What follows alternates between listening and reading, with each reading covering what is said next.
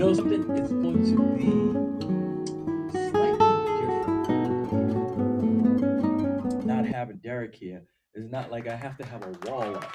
Nobody's Yeah. screaming at I nobody. can't have. I don't have to have a wall up and a striped zebra shirt playing referee. Once we Yeah. start talking about the guys that are in the same Mm-hmm. division and all that stuff, the tension is just, whoosha. It's just being released from Uh-huh. me. But He'll nevertheless, chime in. He'll chime oh, in. I'm sure he's going to chime in at some point in some time. Yeah. But nevertheless, we are here, and we need to get to the business at hand. And the business that is at hand is we got a lot going on in the way of March One of the Madness. best times of the year. That's right.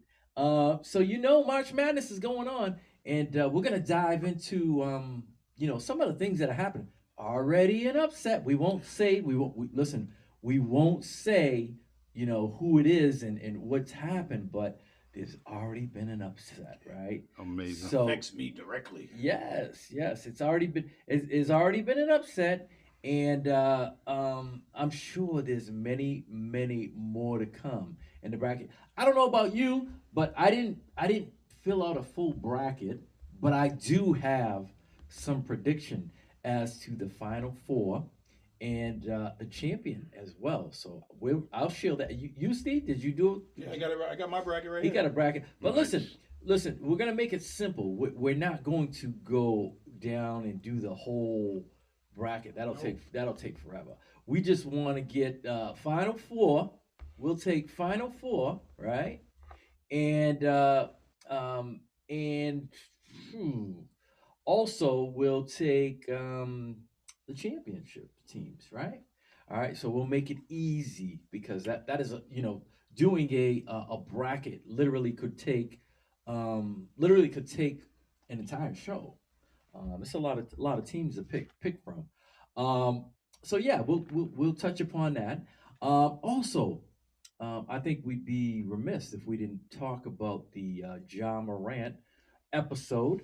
We're finally getting some clarity as to what's happening. Obviously, the NBA gave the decision, and we'll talk about that in length, as well as what it means, for John Morant moving forward with his life and how it's going to affect his team, sponsors, everything. It's a lot intertwined and a lot going on. We'll talk about that, and also we got to talk about the guy again. He's at it. He's back on social media. Kyrie Irving. He was on Twitch the other night. Mhm. He went on many a rants. Many a rants. We have some video footage. We're gonna talk about that. Um, and also we got to talk about the NFL free agency. A lot of stuff A going lot of on there. stuff happening in the way of people moving, staying, Mm-hmm.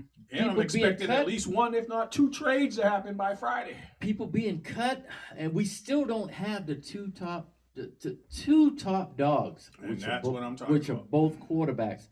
It's still a big question mark in the air. So we need to get that moving and rolling and all that good stuff. Um, so yeah, as usual, you can chime in at any time if you want to talk about something.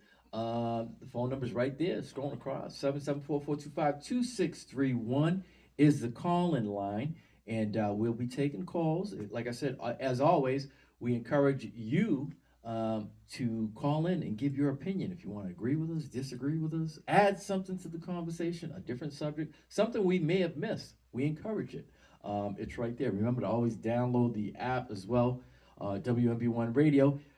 Well, I get confused here with the hand. It's that way. So you got to go opposite. I don't want to hit Charlie in the head. WMB1 Knock some Radio. sense into him. Yeah. Just as it's spelled in the top right hand corner, you gotta spell out the one. My T-shirt, my hat, all that good stuff right there. Um, you can get it both on Android and Apple platforms. Really simple, so you're on the go. Okay, so what we're gonna do is we're gonna dive into the Ja Morant saga first. Unless you've been under a rock, You know that the NBA has come forward with a decision in regards to John Morant, and what they came up with is basically an 8 game suspension. Um, Due to the fact that he took a leave of absence from the team, knowing full well that he was going to be disciplined. They've already counted the games in which he's missed, which is currently which I believe currently is 6 games. So that's already being factored into Yeah, his he's scheduled to suspension. come back Monday, but they're not sure if he'll be in condition. Monday, yeah, yeah, he's scheduled to come back Monday. They're playing against the Dallas Mavericks, and that will be his eighth Ooh, drama game versus drama. mix. Him and Kyrie. Yeah, See, can you and imagine that?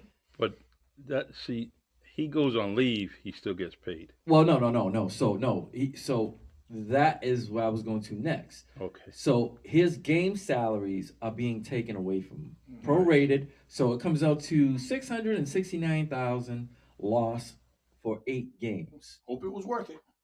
Yeah, listen, if you want to give away free money, I'm sure we'll be putting out our hands and and taking it. But it's a case in point where today's youth, and I will call him youth, a young adult who is grown up in today's society with social media. They have a bad habit of literally of pressing that button hmm and not thinking of the repercussions that are going to go on. Yeah. Charlie, I listen. I hate to bring it up, but you were once in law enforcement, and there were a lot of crimes that were probably committed that you didn't have to solve because they were right there in front of you. Exactly. Today's generation pretty much tells on themselves. Makes it so much easier for law enforcement. Yeah, and it's easy business for law enforcement. It's bad business on behalf of the individuals who are pretty much ratting themselves out. And this is a case in point with John Morant. This is what he did. Went on Instagram Live at a strip club in Denver Yep. after they lost to Denver, and was with his friends, pretty much, getting his drink on and doing all kinds of shirt off, exposing himself. Well, his top was off, but in the background, there were strippers doing hmm stripper-like things, and then suddenly, poof, out comes the gun. Um, Why? and yeah, exactly. Why would you want to tell on yourself? It's just one of those cases. It's the generation in which we live in. Everybody wants to be seen on social media. And for the life of me, I am so glad that I grew up in the time hmm where there was no social media because Lord knows, we've all been young at one Yes. point in time, and we've all done things in which we're gonna regret later. But as a high profile athlete, you have to think because not only is it affecting you now, it's going to affect you in 2 years when you're up for a contract and the team that is going to give you all these big dollars is going to say, listen, you have character issues. No, but that was 2 years ago. Yeah. No, but you did it. How do we know? You're an investment. How do we know that this isn't going to happen again, right? Correct. Yeah. Definitely. And it doesn't stop there. Because now we got sponsors that are going to ask the same question. Exactly. Diving into that area, he lost a huge contract with Powerade, which was scheduled to start airing today. They were going to have John Morant pretty much on blast during March Madness for the next 3 weeks. He did a series of commercials, which were going to be the primary. He was going to be the primary athlete who was going to be focused, and that's all gone by the wayside. They pulled it. They pulled it. So that's more money. We're looking at the $669,000, and that's just more money being pulled out of his pocket. It's sad, but it's a sobering lesson. Sure Um, is. he may not see it now, but he may see it a year, 2 years from now, 10 years from now, when he's a full-fledged adult and looks back on it and says, "What the hell was I thinking?" Right? It's just one of those things where you don't want to be that guy. And in all pro athletes, excuse me, in all pro programs, they give classes, rookie classes, what to expect, what not to expect. Um, I forget oh, wait, what was Tony Dungy? Did you see that? I don't know if you happen to see it on ESPN. An older one, older. So no, they were talking about when Tony Dungy did his. So you know how the NFL is the one who started it because they were the biggest violators of the discipline rule. They were there's a lot more players, don't get me wrong, but they were the ones who are most under the spotlight. But they had Tony Dungy speaking to the rookies, Hmm. and he said, "Nothing good becomes after 12 o'clock. Oh, 12, I did. yeah, yeah. I did hear that. Nothing good Yeah. comes after 12 o'clock. Typically, it's going to involve liquor, women, and Possibly drugs. drugs or guns." Mhm. And he said, "I'm going to tell some people in this room this right now. And what's going to happen is you're going to be looking at yourself, reflecting upon the speech. And you're going to say, see, I told you he said it. Mhm. Nothing good comes after 12 o'clock. And here we are, talking about John Morant.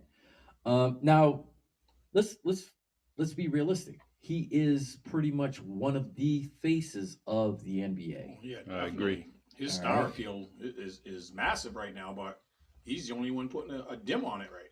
Yeah. Definitely was one of the. I mean, between him and his team, it was one of the what is one of the teams that you look on the schedule to see if your team's playing or they're playing somebody else on the national, TNT or whatever it may be, ESPN. You want to see them play because they were entertaining. I like his game, and but he's got some character issues, like they're saying, that to be dealt with, and hopefully he's dealing with it. Yeah. So currently, he's out of treatment. Um, Pretty much to me, I get the idea that he went to counseling, but we all know that that's the playbook, right? Yeah. Right. No matter what profession you are in, if you're caught drunk driving, they're gonna say go to a rehab. We're gonna send you away. You're gonna get ahead of the problem. Yeah, Betty Ford, whatever. Yes. Yeah. We're gonna get ahead of the problem. We're gonna put it out there that you're trying to get help. I Mhm. understand it. It's in the playbook. And of course you should do it, right? Because they're gonna want to know, once again, when you're up for that contract, what did you do to resolve those behaviors that you had, right? Mhm. And you're gonna say, "Well, I went to counseling," you know. And it was I'm trying to find the he was working he was working with a therapist on Reiki treatment. That's anxiety breathing. Mhm. So like I said, it releases all the negative energy that you got into you, right? And it tries to help you deal with the negative thoughts and the bad behaviors that you might have with it. So to me it's good, it's the end and everything, but it's not good if you go and you do something similar in another 6 months. To me it's a playbook. It's they have you go A through Z, and when you're done, you could say, "Hey, listen, I went and I found myself and I realized what I did wrong and everything, and I'm a better person now." Mhm. But don't go ahead and make that same mistake 6 months to a year, 2 years, 3, 5 years. Because if you do it again, people are gonna say you weren't genuine, and it's just another mark against you.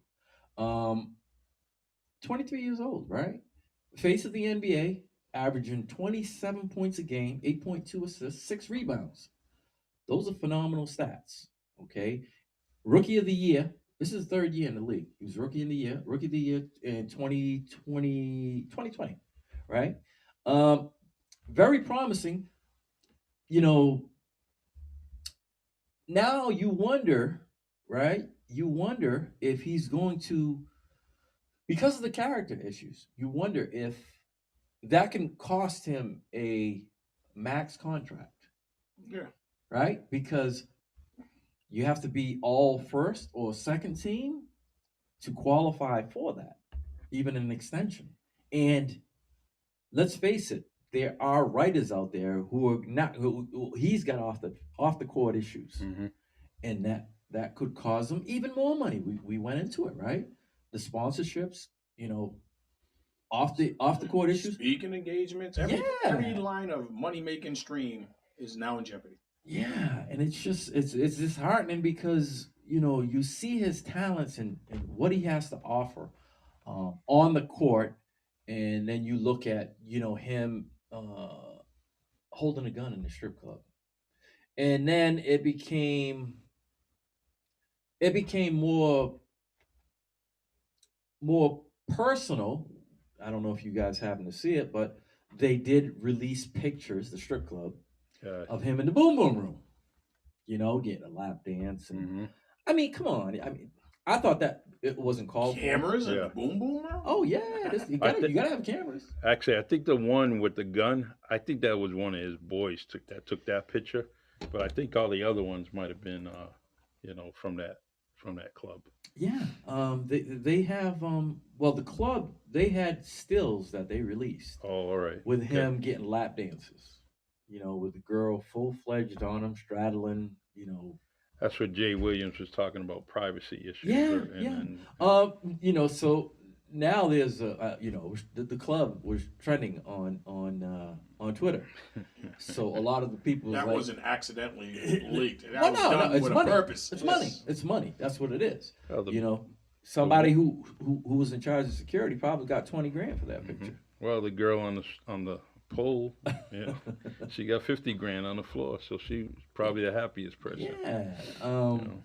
So the NBA determined this was their interpretation: irresponsible, reckless, and potentially very dangerous. Holding a gun in a strip club. One thing that was obviously in his favor was the local officials determined that there were no criminal charges. Um, Yeah. Was the gun even his? Was it well, no, registered to him? it Those was. should have been. Well, no, this is so. The thing is, let's face it. Like no face, no case, Hmm. no evidence, no case, right? You know, all you can say is, you know, where's the gun? I don't Yeah. know. Whose gun was it? I don't know. It was fake. You know, you can't twist a person's arm, and you know, it just boils down to you know what they can prove and what they can't prove. Just that incident alone, because he was in Denver, they were wondering if he used it to board an airplane and leave one state to another. Even if it is your gun and you're registered to it, it's not in another state. So this is I was getting to this. So the NBA findings concluded that Morant did not own the gun, did not bring it to the club, did not bring it to an NBA facility, nor did he travel with it. This is what I mean. How do we So, prove all but that? but but this. So how you know how do you disprove all of I know. it? There's a gray area, but You gotta have you gotta have. Okay, so he went through an airport. Did he get did the you know? So if I'm his lawyer, right? What's the first thing I'm gonna say? Well, he went through metal detectors, you know, at through Denver International. Hmm. No, nothing went off, so he didn't have a gun. No. Okay, it's very you know once you start getting into the you know the legal aspects of it, there's the the probable doubt and all that stuff. It goes by the wayside because you know if there were some leaked stuff where he got caught in the airport and it was swept under the rug, Hmm. now you could go back to it. But none of that was proven. So everything else from there, all the conclusion, you know. So he was fortunate. I mean, if you want to call it fortunate, you know, losing once all total, like he's probably lost. If I had to guess, probably about $5 million if and he's doing. yeah, but here's the other parts of that argument. We can say, okay, they determined that they couldn't prove none of that. Hmm. But there was another similar incident involving a 17-year-old kid where a gun was brandished. Well, they didn't prove that. They didn't prove that. It was so the NBA did investigate that. All right. So this was the incident. I'll I know read they you, proved that there was 17 punches thrown. I'll read you. I'll read you the incidents Accusation. included. It was so the first one was he was accused of threatening a mall security guard. Oh, when his mom was shopping. when his mom was Yeah, shopping. that was Okay. another one. Punching a teenage boy 12 to 13 times during a pickup game at his house, which he claimed was self-defense. The kid went on to say that he thought that he had a gun Tucked in in his his- waistline. The NBA did investigate, unfounded. All right. Um, Another incident, which was local, I shouldn't say, which is this year, January 20 incident in Memphis, where a red laser was Laser, yeah. pointed at a pack of Opposing Pacer bus. fans, where Morant was in an SUV.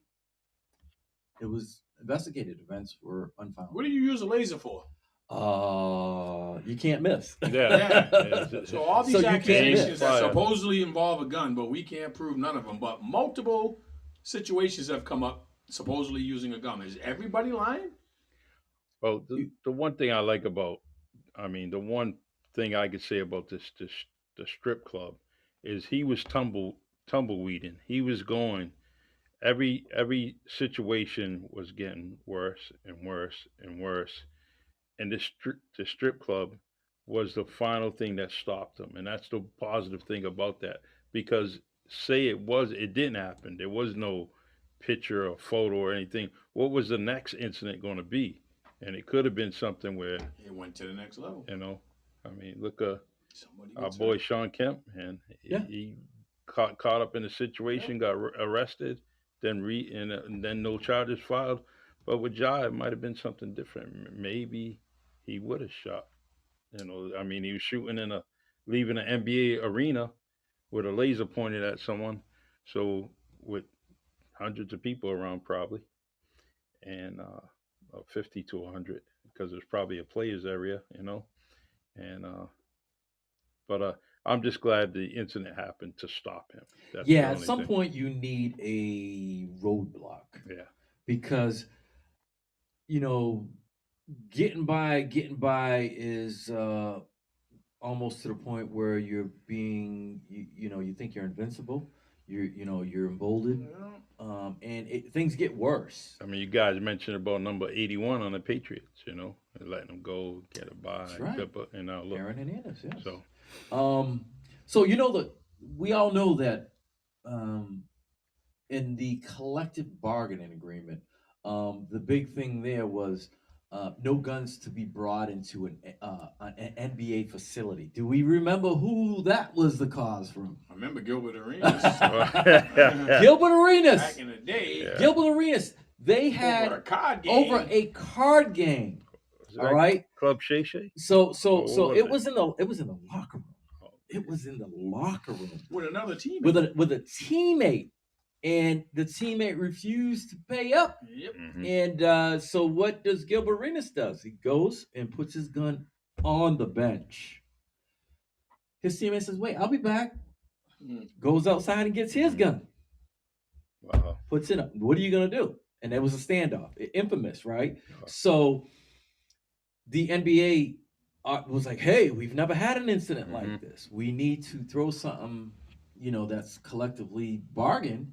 So if something like this were to happen again, we all know, there's something always that's unprecedented, right? And it's not in the collective bargaining agreement. So they put language in there. Anything which is detrimental to the team or whatever, it falls underneath there, and they just go, yeah, that's it right there. Mhm. But yeah, so that was the big thing. So in that they threw in two NBA facilities, obviously crossing over into state lines. That was the big one because if they proved that, he could have got upwards of what was it, 50 games? The highest I've seen was 15. I don't know if it was 50. Yeah, I seen 50. 5-0. It was 50 games Wow. that could, if found guilty of that, he could have been suspended 50 games. So fortunately for them, it was, they said, listen, you're cleared from that.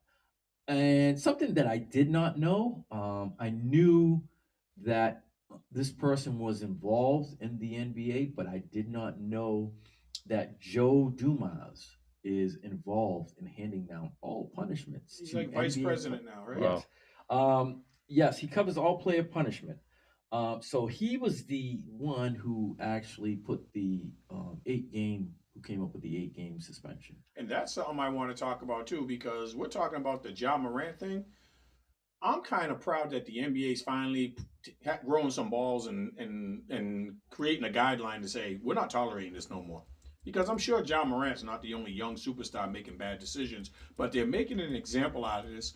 In 8 games, for your first offense is pretty stern. Now, if he has a second offense, he might be gone like 20 games or something like that. Yeah, well, it's progressive discipline. Yeah. So You it's got know, to go up from there. That's what I'm yeah, saying. it's progressive discipline, and just like with case law, right? Hmm. When you do something, all the judges typically go off of another case. Yep. True. So They what's going to reference Roe happen? versus Wade. So Or, what's going to happen is, the Yeah. next person who gets caught doing this is going to say, okay, we gave him 8 games, so we could go up to and including, if just caught with a gun, and typically, they keep it in line with that and don't go crazy, Hmm. because now if you do it, then it goes to, it's collectively bargained. But what ends up happening is, like, we're gonna sue because this player only got, in a case law, and then they try to get an arbitrator to come in, and the arbitrator is gonna do just that. Exactly. Is gonna go back and look for It prior wasn't. cases. NFL was Deshaun Watson, right? Yes, Same thing. Same yes. exact thing what you're They're talking about. going to go back, and case law is typically based off of previous indictments, sentences, all that. It's all in the same area. But it's just, and the crazy thing about it is, I don't know if you guys happen to see it, but a lot of blowback now is starting to come back on his dad. Mm. well, Yeah. yeah.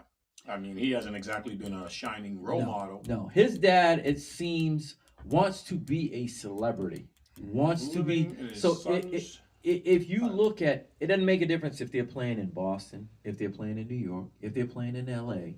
He wants to be front row beside all the celebrities, hugging all the celebrities, and, like almost like, like he's living his son's Hmm. life.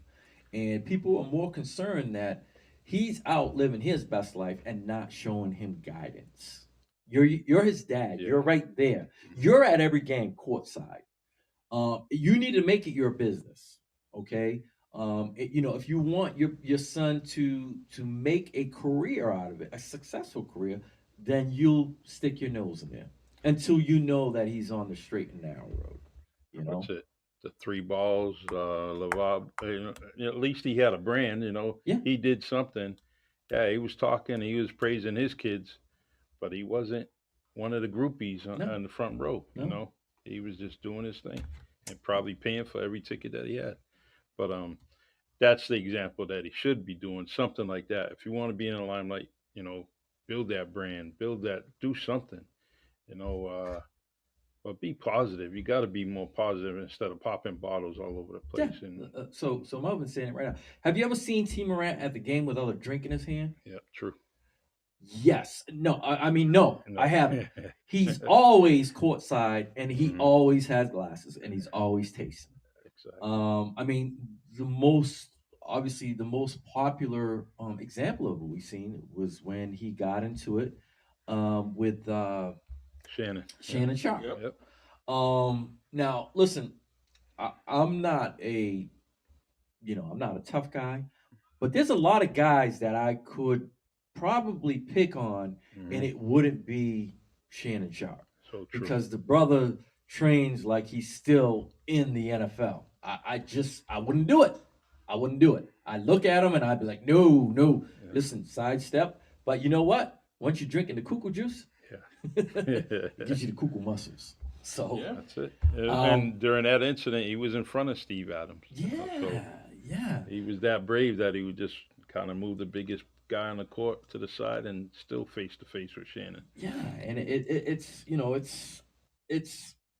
it's one of those things where there's a lot of moving parts going on with John Moran, and this is a time of reflection for him right now. You're either gonna go right or you're gonna go left. So now you have to sit back and reflect and say, okay, this was my one bad moment. Let me not make these same mistakes moving forward. and my team might have to be smaller. My Hmm. circle might have to be tighter, and I may have to. I mean, you see a lot of guys. Look at Allen Iverson, right? Allen Iverson was a prime example. So, do we remember when Allen Iverson signed that big contract? I believe it was his second big contract.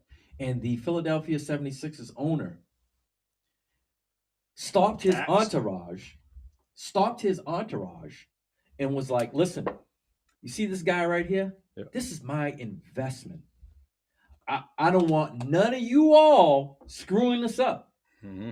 And the owner was he was like a like a third degree black belt. He was in shape too. I So forget it his couldn't have been name. Harold Katz then. No, no, no. No. Way before him. Way before him. I forget the name. Barry. What was the owner's name? Barry Boza. Barry Barboza. Please tell me the owner's name. The owner during the Allen Iverson.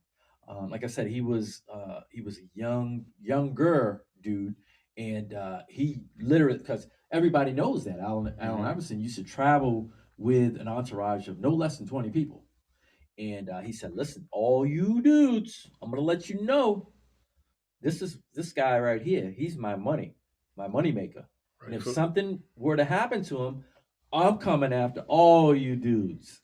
rightfully so. That was kind of old school. But now it's one of those moments where you just gotta sit back and by yourself, not with none of your boys, and think about what you want to do. Do you want to move forward and keep making money? Do you want to be the face of the NBA? Because you certainly are. Hmm. But people are going to look at you in a different light because of this one incident. It's Jalen Rose had when he Sit interviewed down. Ja, that was a unbelievable interview, and only because I don't well, Jalen Rose is usually honest in most interviews. I mean, he called out Paul Pierce when he said he was better than D Wade. I like when he comes out with Is that the honest name things right like there? that, and he mentions to Ja all the questions that he didn't hide any questions when he interviewed him, and he talked about all those incidents, one, two, three, four, and that was a great interview, and I just want to bring that out to everyone to check that out. And Check Well, that. I'm glad that you brought that up, Charlie, because guess what I have? I have a clip. Nice. It's about a minute and a half. I'm And sorry. no, no, it's good that you said it because we were thinking we were on the same Mhm. wavelength. I like it. So yes, he sat down with Jalen, and you know something. So when the incident happened on NBA The Jump, Jalen came out and he gave all his his bad incident. I was he's in been there. crack houses that got raided. I was with people who got caught with guns. Mhm. Hmm. He grew up in Detroit in the hood, and he says, "Listen, I was John Morant, but I quickly learned that I had to change my habits with some people that were risque. I realized that, not everybody is going to be for you. You got to learn sometimes in life that you got to lose that weight sometimes, Hmm. right? And it's not because you don't want you're forgetting the hood, but you can't bring the hood with you all the time, you know. So it's a great point that Charlie brought up, and I'm gonna play the clip in which Charlie was speaking. It's roughly about a minute and a half. I'll play it right now. You at the spot, Shotgun Willie's. I've been there. You are holding a gun. And we both know how dangerous that can be. Whose gun were you holding? Well, the gun wasn't mine. You know, it's not who I am. I don't condone any type of violence, but I take full responsibility for my actions. Made a bad mistake, and I can see that image that I painted over myself with my recent mistakes. But in the future, I'm gonna show everybody who John really is, what I'm about, and change this narrative. All right, so that was the interview was much longer than that, but it was simply the crux of the interview, basically saying that he's sorry. This isn't who he is. He Hmm. plans on changing his behaviors, and I think it was important for him to do an interview with somebody like Jalen, who has been there. You heard him say, "I've been to that strip club." Hmm. I mean, I bet probably about 90% of the NBA's been to that strip club because like they was like Jalen said, he said it doesn't make a difference what state you go to. You're gonna end up at one of those strippies. Yes. And when you go to those strippies, it's what you do or what you don't do Hmm. that may make or break your night. Um, he said, as you get older, he said the young guys tend to do this. As you get older, you tend to stray away from them because nothing good may become of it. He Exactly. goes, the older guys tend to basically save it for the end, Yeah. for the big games, for the championship, the playoff games. But it's not like, okay, we're in Denver. Let's go pop some bottles and drop five or six bands. Hmm. It's not that way anymore. It becomes habitual, and then they just move on to the next. But like I said, this is all part of his maturation. Unfortunately, he's having to learn this way, and hopefully, in moving on, he finishes the season out. He does well, and I'm just hoping that as obviously they're the number two seed, um, that when they make it to the playoffs, it doesn't come to the point where he misses a shot because this will all be brought up again. We'll have to relive March 3rd all over Hmm. again.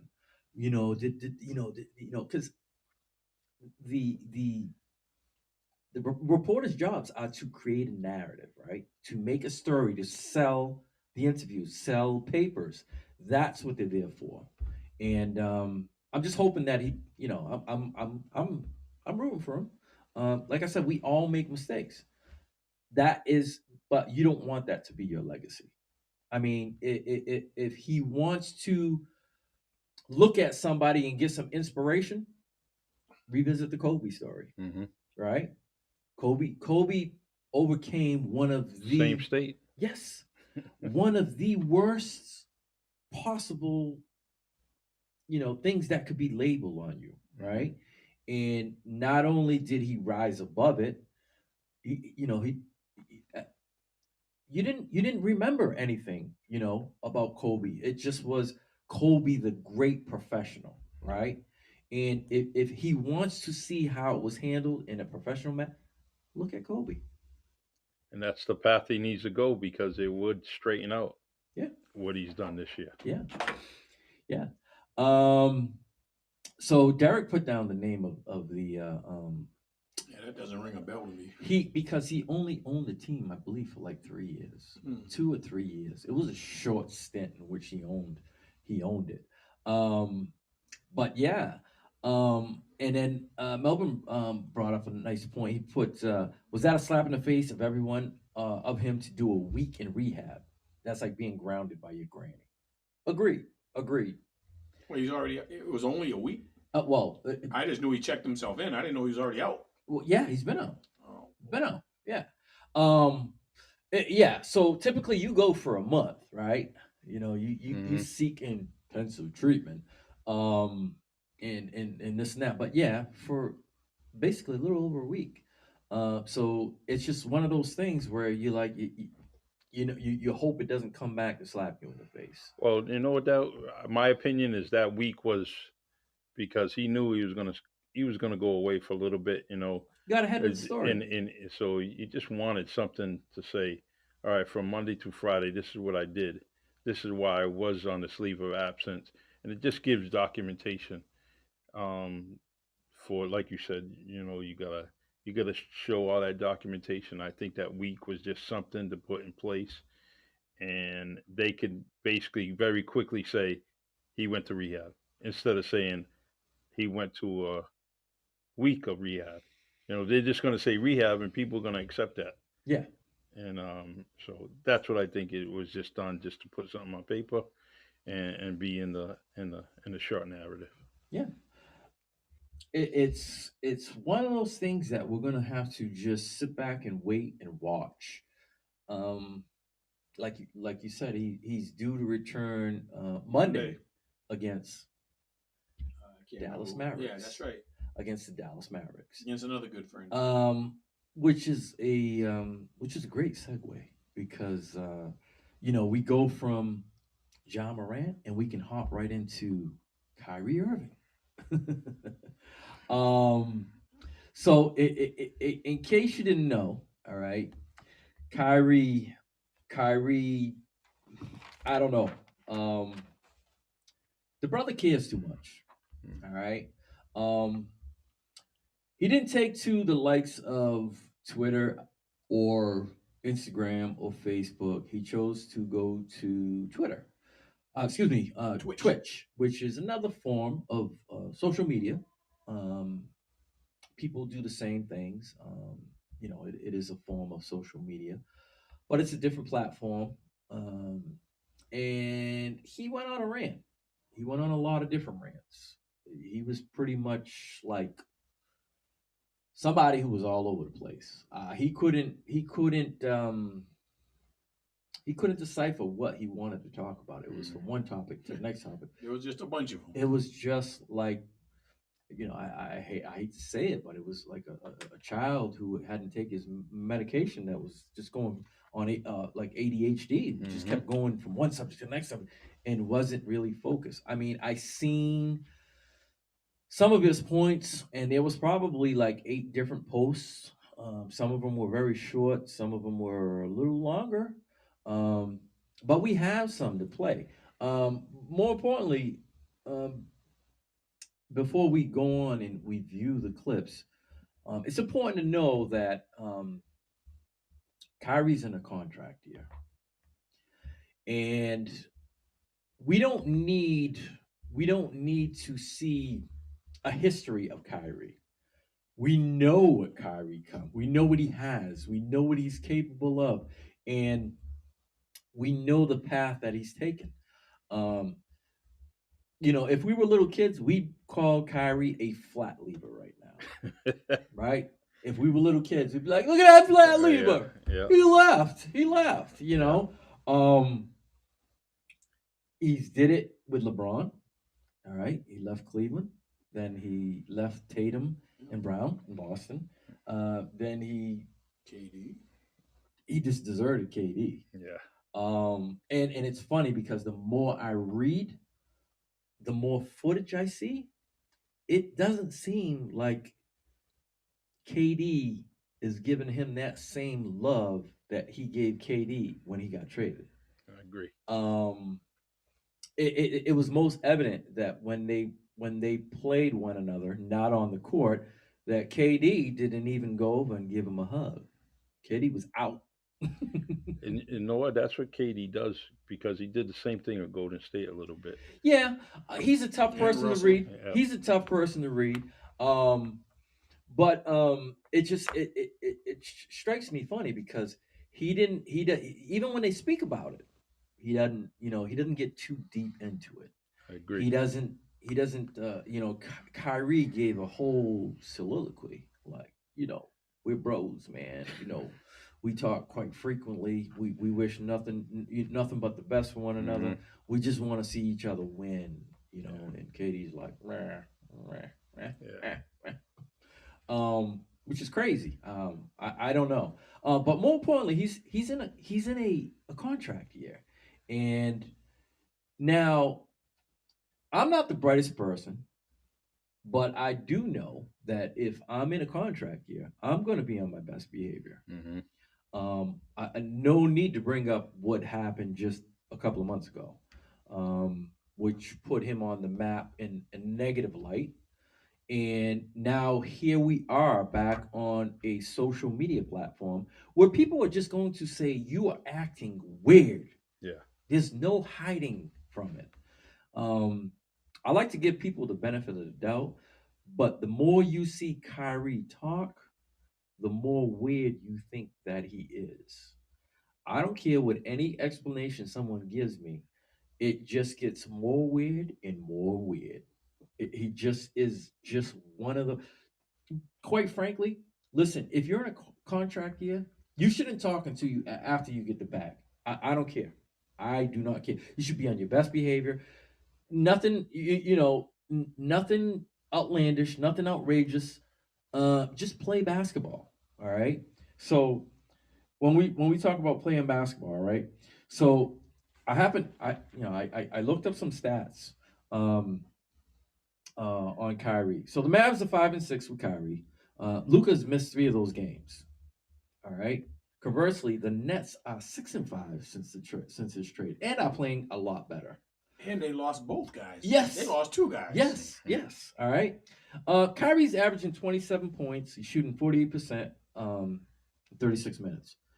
Those numbers have not changed. Okay. More importantly, those numbers have not really changed over the last 4 years. All right. Give or take a point, either way, it's Kyrie. So if you want to start with Cleveland and you want to end with Brooklyn, nothing has really changed with Kyrie except for teams.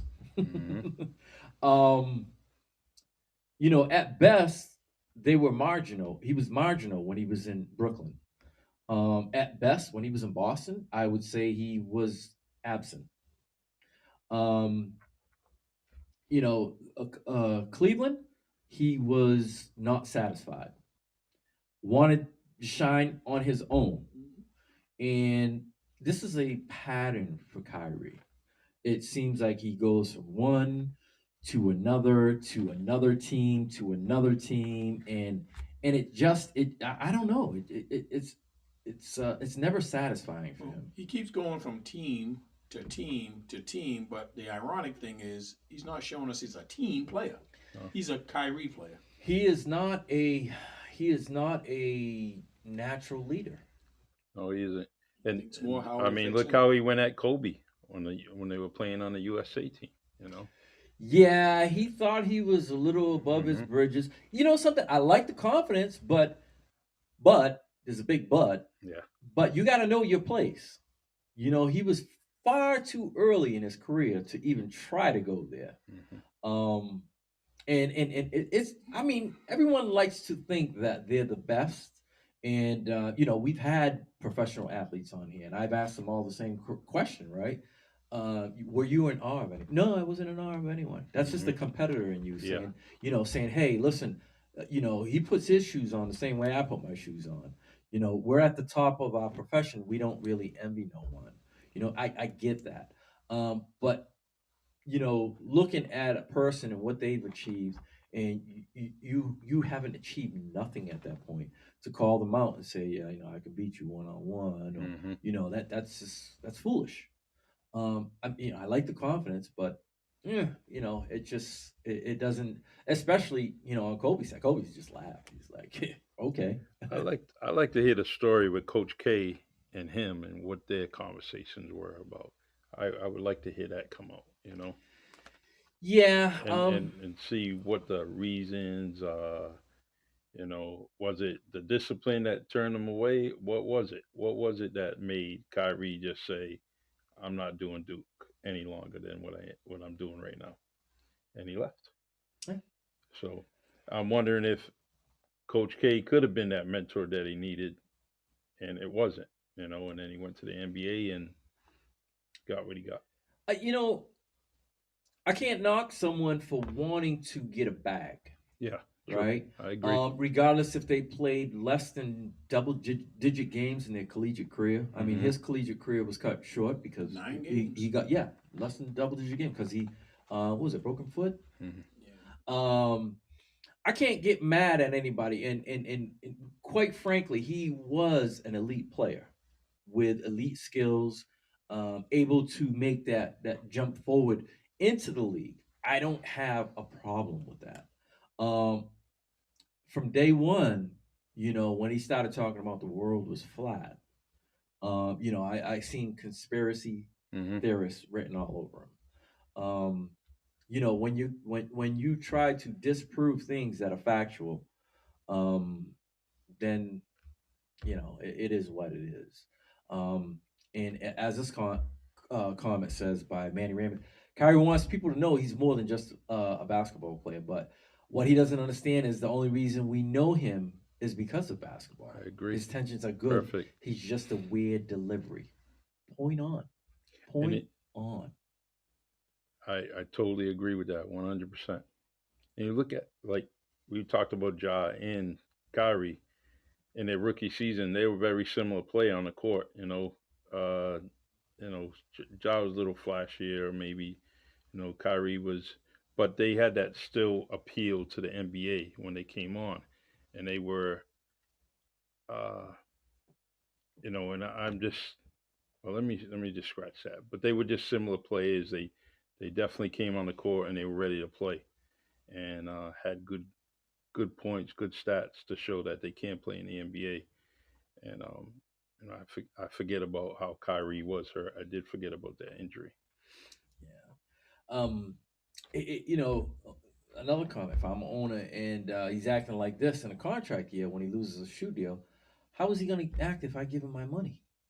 Well, Well, this is the reason why. Listen, Mhm. this is the reason why he left Brooklyn because they told him no to a max deal. And nobody approached Brooklyn when they were trying to trade him. No, no. How could you? How could you? How could you even blink at it, knowing the fact that the team that you pretty much you know got with Brooklyn. another superstar All right. to get on the team and try to uplift this team, and your greatest accomplishment was one playoff series win in 4 years. Um, it makes no difference. It makes no difference if you were hurt, or what the case is. At the end of the day, they're worried about is wins and losses, and how far have you gone. Mm-hmm. And you can't even give him. To me, um, I can't even really say, okay, they won that one series. They won the one series over Boston. All right. And that was it. He got hurt for the next series against your Bucks, right? And he was hurt, and Kevin Durant was left to fend on his own for his own. You know, um, it's just one of those things where always hurt, always has an issue off the court that results in something happening Mm-hmm. and keeping him, off the court. And it is like, can you trust him? Can you trust him? When he had the last episode, people were like, "Oh, maybe he has a point." Listen, I don't. I will never knock you for one to know your history, Mm-hmm. but facts are facts, and you can't. There's certain things that you cannot and will not be able to change, regardless of how many followers that you have. And there's a proper way of going on. I don't want to get into that incident per se, but the incident at hand was, my point is, I knew there was going to be another incident. I did not think it was going to be this soon. Um, and you can say it's not an incident, but he's in a contract year. Um, if you look, if you look at all the comments from the average Joes on Twitter, on all the social medias, they're like, man, this dude's bugging. Mm-hmm. He tripping. Obviously he didn't learn from the last incident, and he just like he said, he wants people to know him in a different light as a basketball. Charles Barkley put it perfect. He said, man, he wants people to think he's so damn smart. Cut it out, man. You didn't even last a year at Duke. Listen, don't. It is what it is. It is. You know what I'm saying? Um, if you want to be that person, go and do and study the craft. Just don't, I don't claim to know him, but I could tell you this much: some of the stuff that he does is very questionable. We may all have him misunderstood, but the way in which he comes across is very, very strange. Um, so, What kind of conversation would him and Aaron Rodgers have? whew, You think they'll be back to back or face to face? I don't know. You know the sad common denominator in both these last two discussions? These are all self-inflicted problems. Yeah. Nobody's done nothing to them. I'm sure they'll find a way to play victim, like everybody's against them. But you're giving us all the ammunition. You're doing all this dumb stuff to make people say these things about you or to feel like they don't want to do business with you. So I don't want to see either one of them guys come out later saying they felt blackballed or somebody turned their back on them. Mm-hmm. You guys have created this narrative by the self-inflicted situations you got yourself into. Good point. So I'm looking at some of the comments that are coming through, and Derek just posted this. Pow! Yep, there's two of my final full gun. That's the reason why I didn't pick Arizona. Wow. That is the reason, the one reason why. Because Princeton always does it. There's a reason why they have that offense that is so simple that nobody can ever figure out. But let's not get off track. We'll talk about that later. But thank you, Derek, for the update. Nice. I took a few clips. They were I want to say there was about 8 clips, and I just didn't have time to play all of them. Here's some of them though. You'll see what I'm talking about. 3 hours and you think you know who I am. You see a few posts. Oh, Kai's woke. Kai got it. Oh, Kai is. Oh my goodness, he just doesn't fit into the mold of all the people. And then, man, he's different. He's crazy. He's arrogant. He's this. He's that. He's this. All from seeing me for 3 hours. You get all that. Kai, what's Kai gonna do this summer? Does Kai like Dallas? What happened in Brooklyn? What happened in Boston? What happened in Cleveland? Why did you leave LeBron? Why did you leave Jason? Why did you leave Katie? Why did you leave all these people? For 3 hours. Get to ask all these legitimate questions. As if 21 hours every day wasn't happening after that.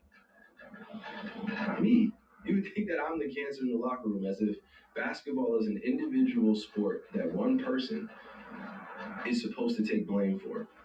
It's 15 guys on the team, and I'm the one cancer in the room. That's what it's portrayed as. That's what you guys get. That's what they have fun doing. That's why these older, bitter gentlemen and women keep my name in their mouths every day. Now, in response to that last comment, why these older gentlemen and women keep my name in their mouths. So, who do you think he's referring to?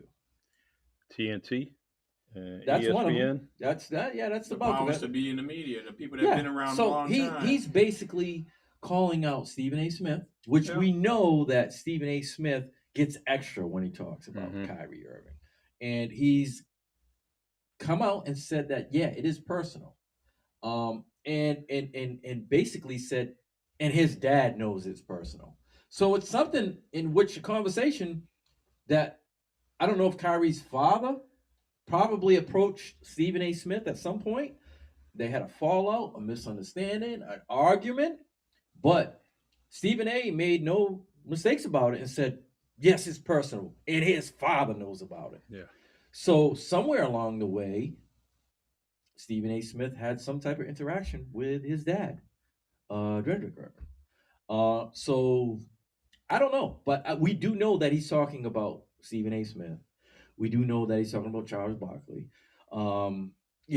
These are guys who kind of hold him accountable. Mm-hmm. I think NBA execs, I think, are thrown in that mix too. yeah. You know, Well, yeah, because he's saying older men and Yeah. women. But just know something, right? You create your own book, right? People, as they're turning the pages, they're going, yeah, Kyrie did this, Kyrie did that, Kyrie did this. So, in the 3 hours that you're talking, Yep. it turns into more than 3 hours, bro. I mean, I don't judge anybody off of watching them on the court for 3 hours. Typically, when I see Kyrie on the court for 3 hours, I'm in awe. Hmm. I I agree.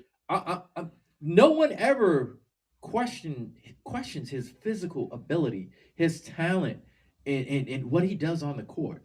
It's what he does off the court. Mhm. It's not a question. So listen, when you're presented with Man of the Year award, right, in the NFL. It's not so much what you're doing. Yeah, it helps what you do on the field, but it's also what you do outside for your community, and everything. You, it doesn't hurt to to look at things in a positive light, to be responsible for what you're saying.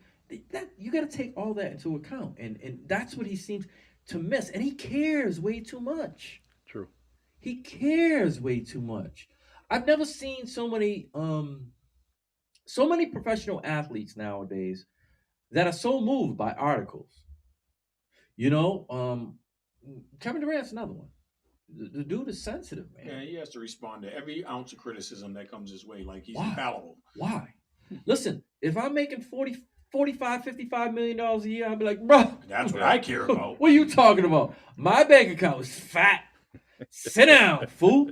You know what I'm saying? Sit down. You know what I'm saying? I'm telling you, sit down, straight off the rip. Like, bro, how much money you making, bro? How about this? I made more money in one season than probably what you made in about 7 seasons. Mhm. You know what I'm saying? It's that simple. That will be my clapback. All right. And I'll be like, yeah, you know what? Whatever. That's your opinion. Everybody's got an opinion. You know what they're like, right? Yeah. Right? But these dudes today, they're so sensitive. They gotta pay attention to social media and what people put on social media. You know what that old saying goes? What you think about me is none of my business. I can't get inside your brain and Yeah. change your mind, right? I can't, right? What you think about me is none of my business. At the end of the day, guess what? I'm still gonna roll.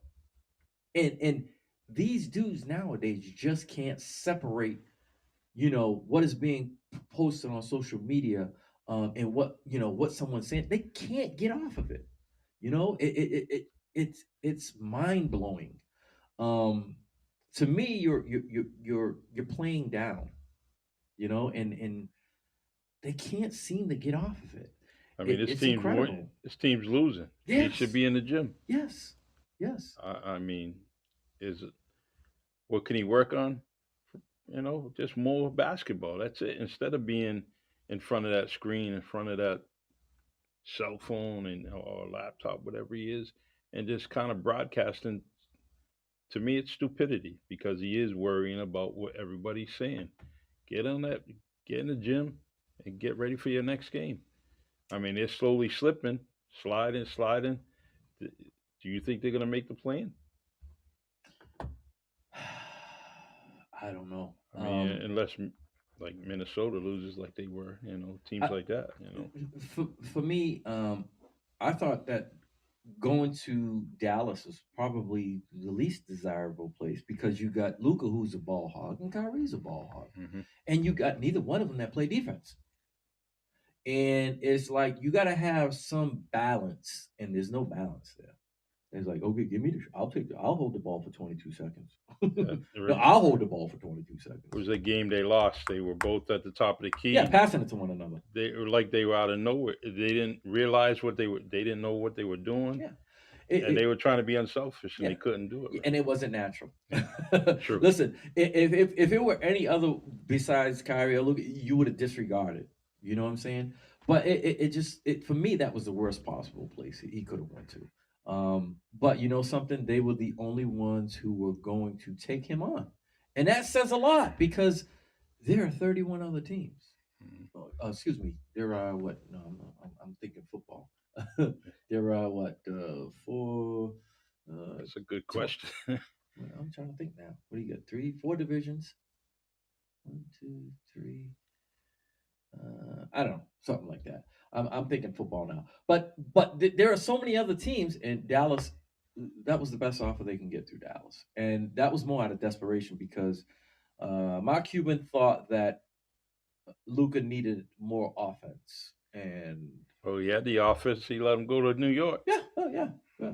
Uh, Sometimes he could have got him a lot cheaper. Hmm. And as I see it, I think Kyrie's going to be a rental. I don't think he'll stick Yeah, around. and in that's why Dallas. what they gave up to get him out Yeah, was just like, he's going to be a rental. and you might not make the playoffs this year for the one half season you had him. Yep.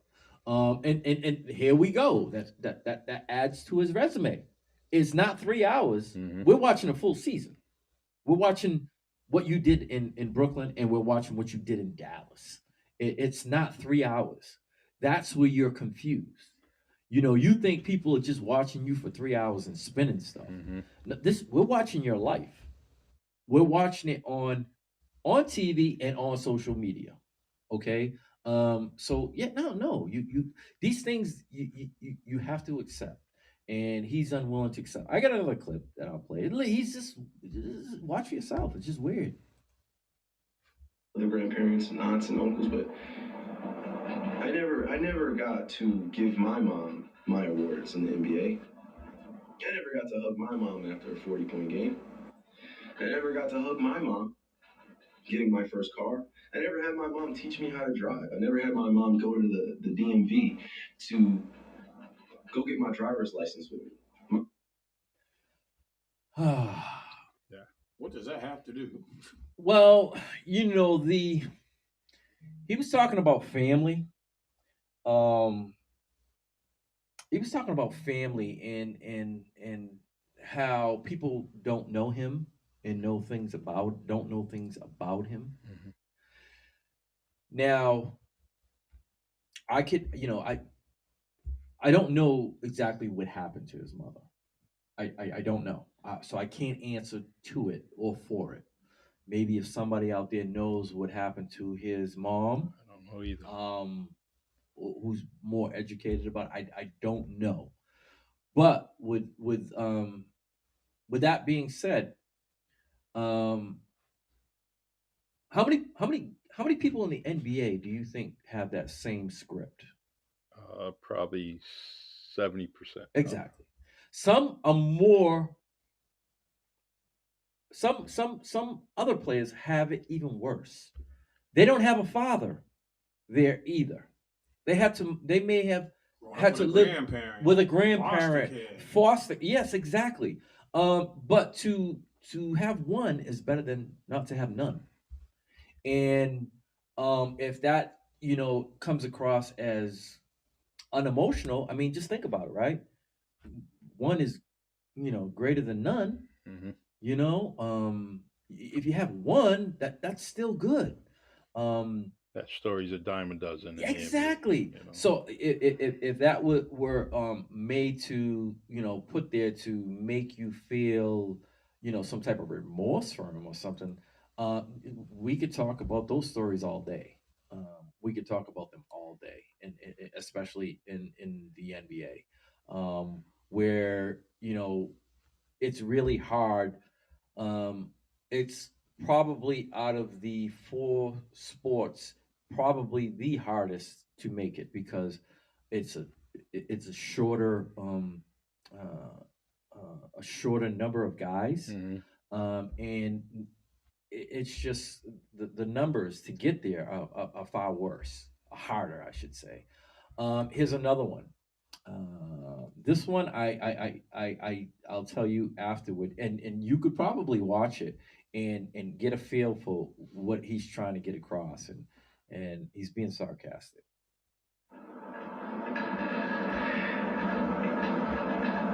I'm happy to be here. Just elated. Elated. Just elated to be here. Oh, it's great. It's great, dude. Dude, it's great. It's great. It's great, broski. Bro, name it. It's great. It's great. It's great, bro. It's great. It's great. It's great. This life's great, bro. I have no complaints. I don't. All right, so in that video, I should mention that um, prior to that video, he was talking almost like Martin, like as if he were mocking how he's supposed to act. Mhm. And as you see, everything's just great, life's great, Felt like he man. was talking to the white majority Yeah, culture. yeah. Um, so he's like, is that how is this how I'm supposed to act? Well, Supposed to conform. Yeah, once again, that's coming off weird because you can act like yourself and still get your point across.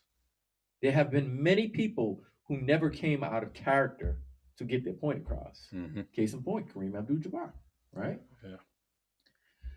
you know, he went from, being Lou Alcindor to converting and becoming, you know, Kareem Right. Abdul-Jabbar. Yeah. And he didn't mince no words about it. Okay? It was, this is who I am because, and never once did he have to come out of character.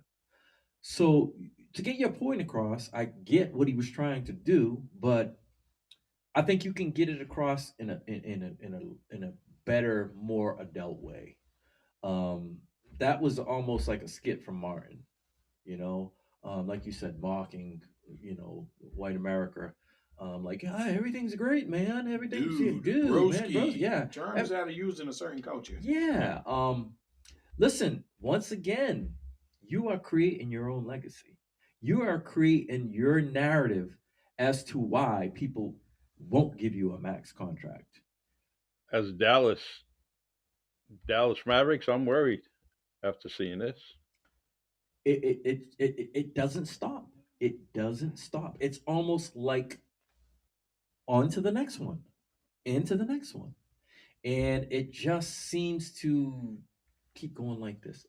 You were talking about John Morant, Hmm. like one up, and there's no one there to stop him. Exactly. He is going to be the cause of his own demise because not because what he does on the court, but Hmm. what he does. People are worried about it. Like, what the hell are we gonna get with Kyrie? We don't know.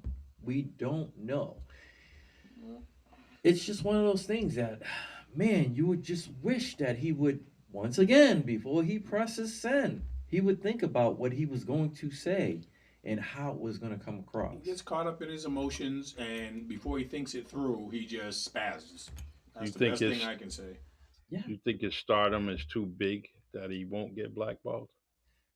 He believes that. Yeah, he believes that. But I think he got a dose of reality, realizing that the Brooklyn Nets said, no, we're not giving you a max Hmm. deal. You're not worth that True. type of investment. Hmm. It We're seeing that with like Lamar now. Like, not everybody feels the same way about you as you feel about yourself. exactly. So his first year was the only full year he had, if What I'm correct. what's that? His rookie season was his only full year that he had. Every other year he was either hurt Or or not some taking a vaccine. controversy. Yeah, he's missed a lot of time on the court. Um, it's just it's like I said, it's unfortunate because he is a generational talent. Um, I could sit here and if you talk about people that had a string on a handle, he'd probably be my number one Hmm. guy. Yes. I've never seen. I mean, people talked about Pete Maravich. The closest I could honestly say that I seen with a crazy handle to like that would be, um, Allen Iverson, um, uh, Maybe Isaiah. Isaiah Thomas. Hmm. Um, these are guys that they obviously they were undersized, but they were magicians with the Yeah. ball in their hands, and and I want to see him play because when he's on the court, it's electric. It's electric. He, I mean, he's probably one of the best finishers. Once again, I'd have to put Isaiah up there and Allen Iverson. These guys are very small but could finish at the rack. Unbelievable. Hmm. Unbelievable how they could finish at their size. And he's nothing short of that. But I just wish all the extra stuff would stop. Yeah, let your talent speak for a change. Exactly. And you know what? Let your basketball be your voice. Let your not what you're doing off the court to diminish what you're doing on the court because that's what's happened. Like one of the comments said, he wants to be known for everything but basketball, and you haven't done anything where we're gonna say, hey, we know you because this is what you did off the court. Hmm. The only way we know he's off the court is if he's if he's injured, you know. And unfortunately, we look at what he does on social media in a negative light. Turns out more negative than it is positive. So I don't know. Would It's you just You guys think? agree that this is eerily similar to what Kanye's doing? yes, Yeah. Both yes, guys supremely talented, but they can't get out of their own way. Yeah, it's like a train wreck waiting to happen. I don't get it. And it makes me mad because um, he's such a great talent. You know, if he would only literally just Reel it in. just for one season, let it go and not care about so much what is being said. Man, oh man, I could give you 50 million reasons why how I would tell people to shut up, but these guys nowadays they can't do it. I mean, social media is just it's just too Pride overwhelming and for them. ego. Yeah, it's He crazy. probably scored 20 points the last game, and after that game, there was also 20 articles about Yeah. consistent with his points. And I mean, maybe this is self sabotage, just to get Dallas, because Dallas has the money Yeah. to give him a max contract. Yeah. And And maybe the wishful thinking is to go to LA. well, let's make this. I read an article yesterday that said that LA will not go after him in free Uh, agency. I didn't know that. Good. Well, they've They, done a good job of yeah, building their exactly, team. So exactly. why ruin that? Why now? Keep ruin? building. Listen, the guys that they got are all perfect fits. It's just a question of LeBron and AD being on the court at the same time. hmm I don't think you bringing in Kyrie. I think that disrupts a lot of the chemistry that they got going. And how do you facilitate those three guys? Yeah, we've seen three guys together. Has it worked? It didn't work. And and he is the common denominator of those three guys. And Um, actually, those three are working out pretty well now by themselves, except LeBron. He's hurt. yeah. So I don't know, but I did see an article that said that they wouldn't go It's after him. nice to know. So who knows? So we'll wrap things up on the Kyrie saga. We're gonna take a short commercial break, and when we come back, we'll talk about the NFL free agents, and we'll talk a little NCAA as well. So make sure you keep it locked right here to WNB1 Radio, straight to the point sports. Is your house in need of a good paint job? We have the perfect solution for you. Yes, we can house paint. Yes, we can painting. Paints everything from interior to exterior projects. From dining room, living room, pantries to cellars, or if you're in need of a total makeover where the outside of your home needs a new paint job, then Yes We Can House Painting is the perfect painting service for you. With 15 years of experience, Yes We Can House Painting will give you a professional makeover that will have your neighbors glowing with envy. Call Yes We Can at 774-510-4840 or email them at yeswecanpainting@gmail.com. And also tell them that your friends here at WMB1 Radio sent you.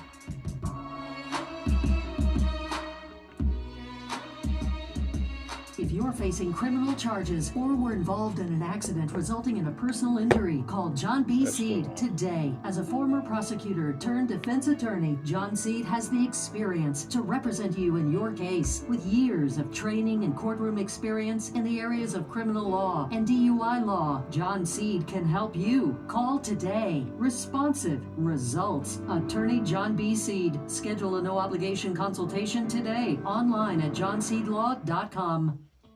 Reliable Bus Lines Incorporated has been a leader in the school bus industry for over 40 years. Founded in 1980, Reliable Bus Lines Incorporated has provided the South Coast and surrounding areas of the Commonwealth transportation services ranging from private to contracted school bus and van services for corporate transportation. Specializing in school bus transportation, Reliable Bus Lines cares about your precious cargo. Our drivers are trained and certified and understand the importance of being on time and getting students to and from school safely. A staple in the greater New Bedford region, Reliable Bus Lines Incorporated is a women and minority-owned company. Our staff prides itself on being diverse, professional, and helpful. Call now to book your next outing, 508-992-0342. So come and take a ride with Reliable Bus, the bus you can trust. And don't forget to tell them that WNB1 Radio sent you. It's no secret that the trucking industry is struggling for drivers. So why not look for a school that can get you the credentials that you need to start that new career? Get on the road to success with J&J Driving School and Logistics Incorporated, located at 978 Nash Road in New Bedford, Massachusetts. J&J is a Black and woman-owned trade school leading the South Coast in CDL training. J&J offers the most comprehensive training programs for CDLs A, B, and school bus training. Don't let opportunities drive right by you. Go and see our friends at J&J and get your CDL career started right away. And be sure to tell them that WNB1 Radio sent you.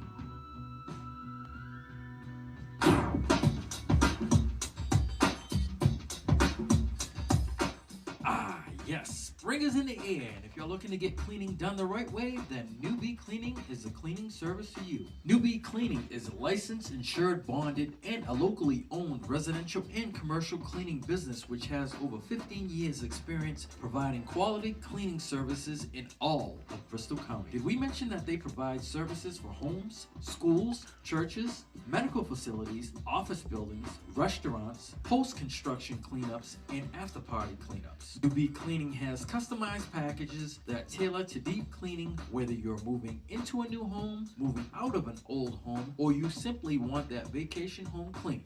Newbie Cleaning is flexible in booking appointments weekly, bi-weekly, monthly, or if you just want a one-time clean. Newbie Cleaning takes pride in the level of service in which they provide, so they have a higher level of cleaning experience that they can add to a business to ensure that they are up to code and compliant with cleaning regulations. You can rest assured that once they clean a service location, all products and equipments are used solely for that location only. No mop or no rag is used and transferred to another location where germs can be sprayed. They pride themselves on quality service, and they do the same with their employees by offering competitive wages as well as flexible schedules. Remember, cleaning service is the perfect gift for realtors looking for closing gifts or for showing your appreciation by helping someone take a break. No job is too big or too small for Newbie Cleaning Services, so give them a call at 508-974-4815. or visit their website at www.newbie-cleaning.com. And be sure to mention that WMB1 Radio sent you.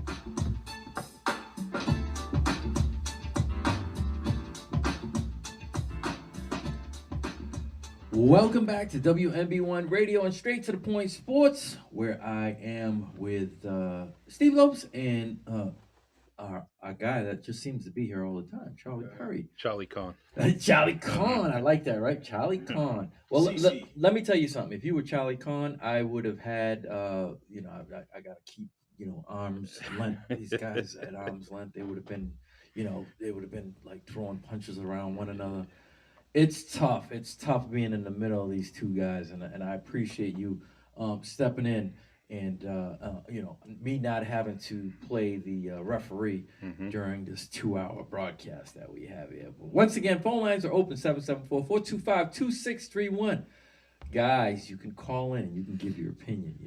It doesn't hurt. I see you guys leaving the comments, but if you want to call in and put it over the air, there's nothing wrong with that. We don't bite. The number's right there, 774-425-2631.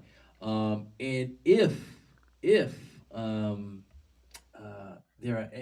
there's any breaking news in regards to upsets that are going in on the March Madness, the opening round at that, please throw it up on the comments, or you can also call in and we'll discuss it as well. On to some football news, okay?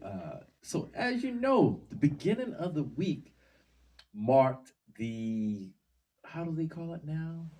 The legal tampering. Tampering Monday? Legal tampering for 72 hours, in which you could literally go out and talk to opposing free agents and do all that good stuff, and this is why we're here, to talk about all the free agents and who's still left in the free agent frenzy.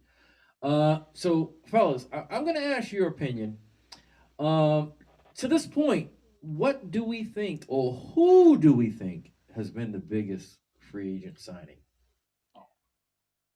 Individually, I thought you were gonna say team. I said that's easy. No. Just, whatever in which you feel. The Who's biggest. gonna make the biggest impact? Well, who's been signed to this date? Yeah. We know We know pretty much who's going to make the biggest, and it's typically the quarterback position. But to this point, who do you think is the biggest fish to have been signed, or who has been stolen away from a team that you may have suspected them to stay with their original team, but they seen greener grass on the other side and have taken off? Any that come to mind? I don't think there's been a singular major one. There's been a lot that are on the same keel that are going to be impacts on those teams, but I'm not totally blown away by any one signing. How about a team then? The I Bears. I think the team that's going to hurt is get hurt the most, and they have the most talent. And you guys mentioned a couple of weeks ago, and it's Philadelphia. Everyone they're losing, I don't think they can replace. So Well- they're They've probably lost going to have the big a studs, huge. and now they're keeping who's left. They just took Slay back. Yeah, I think that it was Sign a grab wait. there. I think it was an all ploy to wait him out. Yep.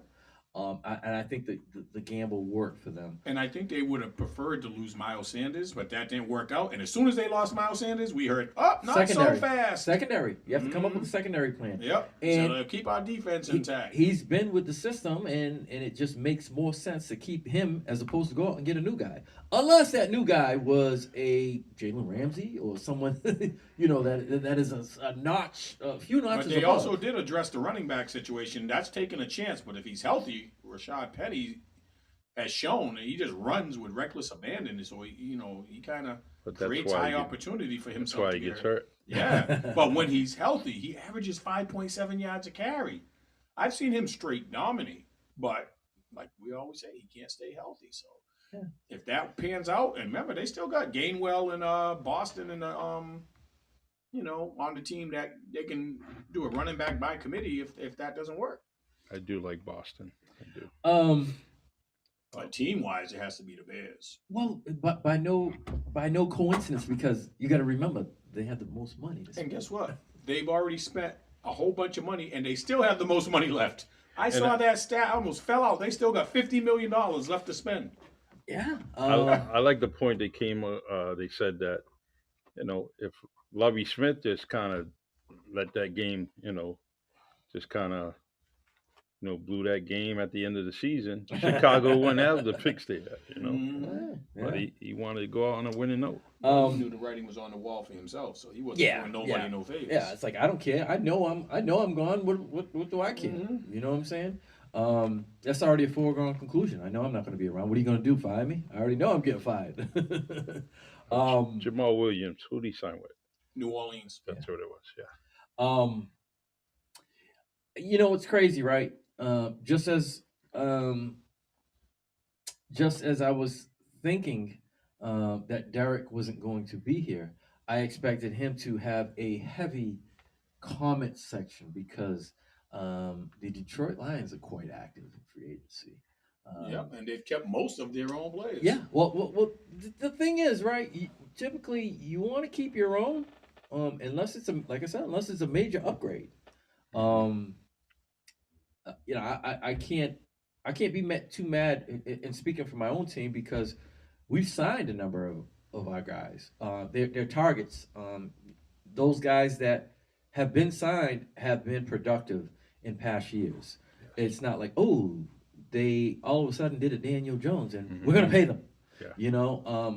They've been productive for years, at minimum 2 years, and then more. So I'm not mad. I'm also, I called the writing on the wall with Ezekiel Elliott. I knew he was going to be let go because one, Tony Pollard is a better running back at this point in his career. And if you look at the timeline of Ezekiel Elliott, with every passing year, he declined in yards. He went from 107 all the way down to 60s. So it's just a typical case of the typical NFL running back. They burn you out first, so you may as well try to make as much money as you can. And he forced their hand. He did, and he got that contract. So, but you got to do something that people also need to take into account. All right, he was a number one pick, so he got number one money, and he got the contract extension 2 years before. 2 years before his contract was up. That was due to Dak, if I'm correct. They were trying to get. They wanted to kind of. Well, Dak was. You got to remember they came in together, and they were both on rookie contracts. But Dak was a 4th round draft pick, and Zeke was a number 1 pick. Yeah, so difference. there's a big difference in money there. And they wanted to try to play hardball more with Dak as opposed to Zeke. They thought that his upswing was going to be more, and they tried to reset the market with him, and it didn't work out well. How many first round picks they have this year? This year, the Cowboys, Yeah, they just got one. They don't have multiple ones. Would you go for running back? Yes, they are going to go for running back. Okay. That's what Yeah, they're they can do projected. that later. That's what they're projected. They're projected. Well, what they want to do is they're targeting a running back in the first round. And the guy from Texas will be gone before they pick. This is the thing. Stranger things have happened, Steve. Yeah, they'd have to trade up. I just think a lot of people are eyeing. Stranger things have happened. There's a couple of running backs that they're looking at, but I think once it gets to their pick, they're in the late 20s. I think they may go with best available once again and seek seek out other players elsewhere. I think that if they can keep the good majority of their own free agents, which they did have a lot too, I think that there's two. There's one player in particular that they knew that they weren't going to be able to keep, which is Dalton Schultz. They franchised him last year, and they knew that he was going to be overcompensated by someone else, and they were fine with that. If you notice, they drafted 2 tight ends last year, and I think those tight ends will be good. You've got 1 blocker, 1 receiver, which is 2 and 1, and you just gotta kind of hope that one catches on, sooner than later, and you don't have to keep both of them. So True. in another 2 years, you can let one go and keep it and start the whole cycle over again. This is how the NFL works. It's a business. We know that. So we know that the 2 big fish, one free agent, one in the way of trading. It seems like deja vu because when we were here last week, we said, well, there might be some clarity come next Thursday, and there's not really much more clarity.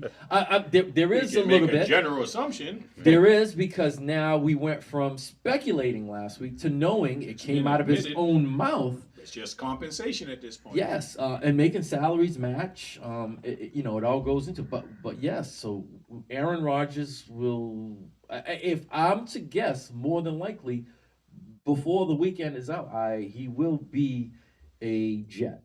He will be a. And the only sticking point, the Jets don't want to give up a first-round pick for a quarterback that's got 2 years left, and Green Bay's trying to hold them to that pick because then they'll have 2 picks. Yeah. Like back to back, like 14 and 16 or something like that. So it's just if I'm the Jets, I basically kind of just you don't want to. I hate to use the I'm always making but poker. You don't want to show your poker face because the more you get excited, the more the price is going to go up, right? And when you have someone over the barrel, you're always going to try to get more and more. And this is what the Packers are pretty much doing right now. They're like, hold on, not so fast. Well, you want to give a 2, we'll take a 1. But they might be in a good position because there's no coming back they can't renege on this right now. No. They're too far gone. Everybody knows the cat's out the bag. And Rodgers isn't going back to the Packers. No. So you have to make this trade. So who's going to win the staring contest? Who's going to fold first? Yeah. Is what it boils down to. As both teams said, absolutely. Yeah, They mocked each other. It's just going to see who folds first, and who's a little stronger. Also, the Lamar Jackson thing. It's interesting in the aspect that we don't know what's brewing underneath. We have a lot of teams that typically said that was going to go after him, and have all of a sudden have done a 180. And there's a lot of speculation going on. Like, the big thing with the tag in which Baltimore used is like, we do all the groundwork. The teams do all the groundwork, and then you're basically setting the market for them.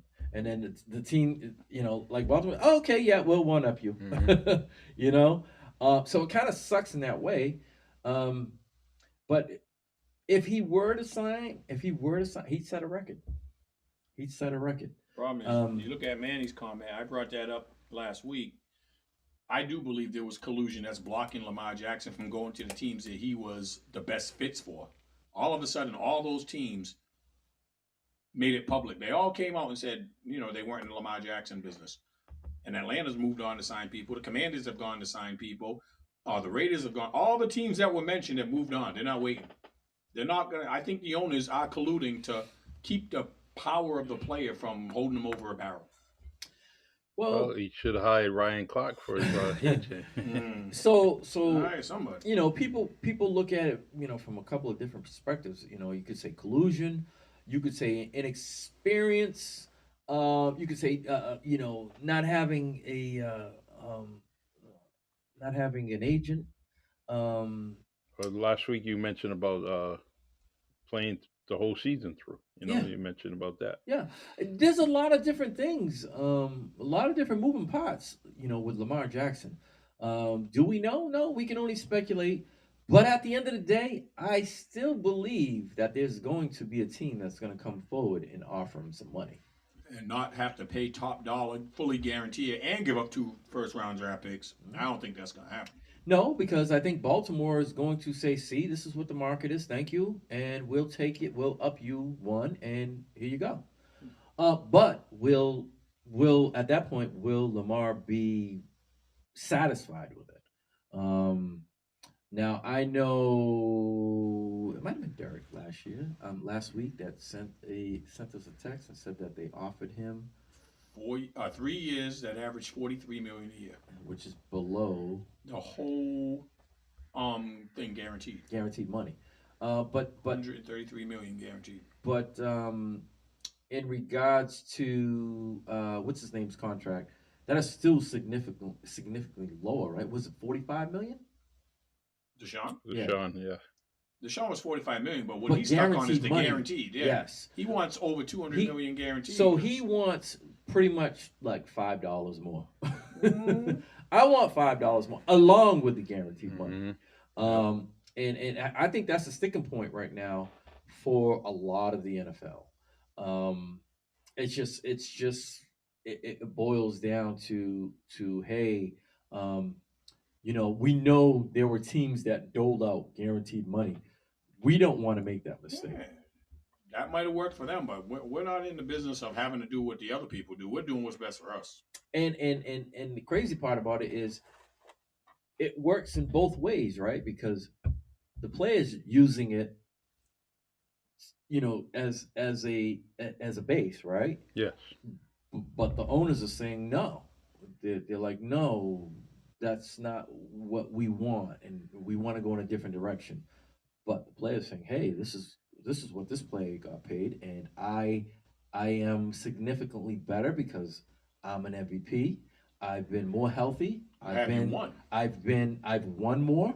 I've also haven't had the off the field issues as he did. So he has some stuff to his advantage. But only one team agreed with that. Yeah, that we know of. Yeah. That we know of. So I got a funny feeling I think that Carolina was willing to pay him too. I got a funny feeling that there's gonna be a team that's gonna come out and up the ante.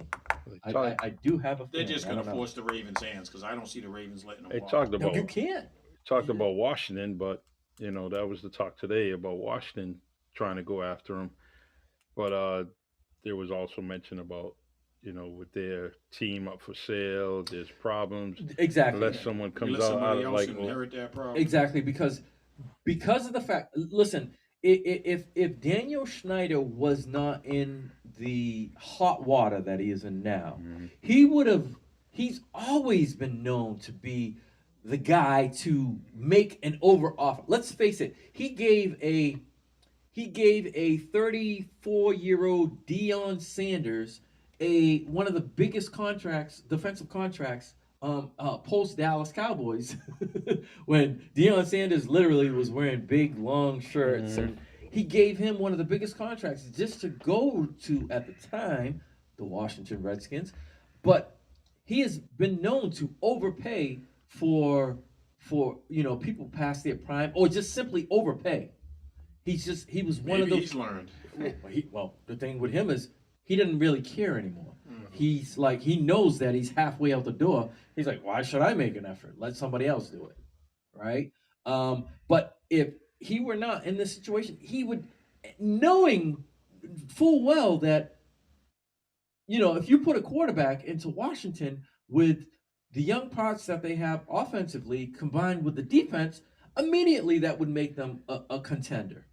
So yes, and let's face it, the division, the conference got a little the path to the conference championship got a little easier with the quarterback in Green Bay moving over to another conference. Yep.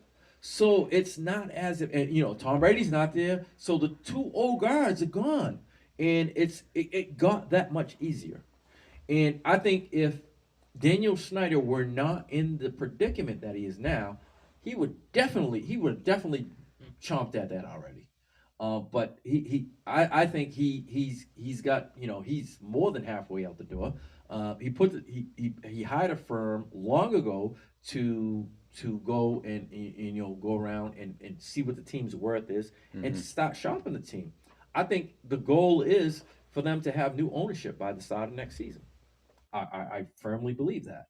Um, yes, they're going on with business, but um, but yeah, I still firmly believe that there's going to be a team that's going to come forward, and they're going to force the Ravens' hand. Yeah, and that could be their primary negotiation in the offseason compared to, like you said, they're maybe not concentrating on players other than maybe a coach or here or there, but the ownership is concentrating on selling this team. Yeah, I think it's just a calculated risk by Baltimore to kind of leave Lamar hanging out on an island, and like I said, it's just Hoping he gets yeah, impatient. yeah. And yeah, He can't it's afford to play on the franchise tag. That's 2 years taking a risk of no guaranteed money except that year's salary. And DeCosta said that like they're just leading him. He said it could go, even though he got signed, it could still go throughout the year. Negotiations can still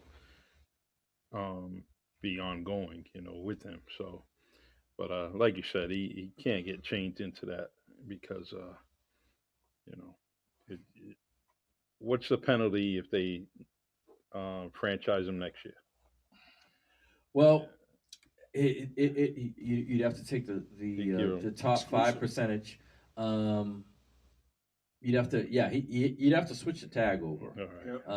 And Non-exclusive. it would be it would have to be non-exclusive, but he doesn't. Quite honestly, he doesn't have to play.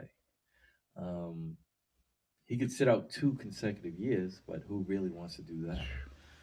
So Nothing to win doing that. Yeah, is nothing to. Players don't want to you miss kinda- one game, it's a never mind the pickle. season. It's you're caught in a pickle. Yeah. I mean, if it comes worse to worse, and he has to, I don't know. I don't know. I don't know. We're kind of creeping up on uncharted territories here with Lamar because there hasn't been a case where Well, there has been a case because Le'Veon Bell did it, and that didn't work out too well for him. How did that work? It didn't work out too well No, for it him. didn't. Because he went from being one of the premier backs to being a pretty much nobody. Probably He did worked not. his way right out the league. That's what happened with him. Yeah. Number one sales with jerseys in Pittsburgh to no sales when he went to, what was the next spot? Jets. Jets. He took a Jets, year They off gave him the money, They but gave it him the wasn't money. a good fit. Oh, But yeah. He was all about the money. and released within a year and a half. Yep. So yeah, it's we're kind of we're coming up on uncharted territories for a quarterback anyway. And it'll be interesting to see. I'm going to say that within the next 10 days you'll see something happen. With When's the Lamar? draft? Oh, April 28th. April 28th. Yeah. But you want to have your They'll be about quarterback a in month place. away by the Yeah. time you make You that want to prediction. have your quarterback in place. I mean, because if you go into the draft and you can't risk that you're going to have that guy. OTAs You gotta- start before the draft, don't You they? gotta have no. 2 You- weeks after the Yeah, draft. you gotta have like a quarterback in place and like a backup plan. You can't just be like, we're kind of hoping, and then let the draft go by. You got to have a backup plan. Well, with Lamar, if they don't have something worked out, he's just going to be forced to play on the franchise tag, Yeah. on the non-exclusive tender. Yeah. Well, So they'll what have you- a plan. But the thing is, what you do is you don't show up to none of the workouts. Yep. None of the OTAs. And that's kind of a bad look because you want them to free agents, draftees. You want them Get to acclimated to the Yeah. new players, free Um, agents, and rookies. So you just play hardball and you try to make it most impossible for them at the same time. But yeah, I don't know. It's we're like I said, Who's gonna- uncharted territories. Who will be the captain this year? It's probably not going to be him. I didn't even know he was the captain. Yeah, I think he was. I don't know, but Points. it's crazy. But we talked about the individual people. How do we feel about our respective teams and what they've done so far? Charlie, how do you feel about what the Patriots have done? Man, Gained and lost. well, everyone's kind of upset about Jacoby, and I'm not, because of, the point totals are pretty lousy every game, the game averages. So, just Is that going to change with Juju? not really, but I just want all different people. I don't want to see what I seen last year, and I'm probably not going to see that because Bill O'Brien's in place. I go from extremely high on Mac Jones to now I don't feel him anymore, only because of the discussions he's had. Instead of discussion within, the Patriot organization, he's going elsewhere, and that's proven that he's gone elsewhere to talk about his team, to talk about the coach, to talk about whoever on that team.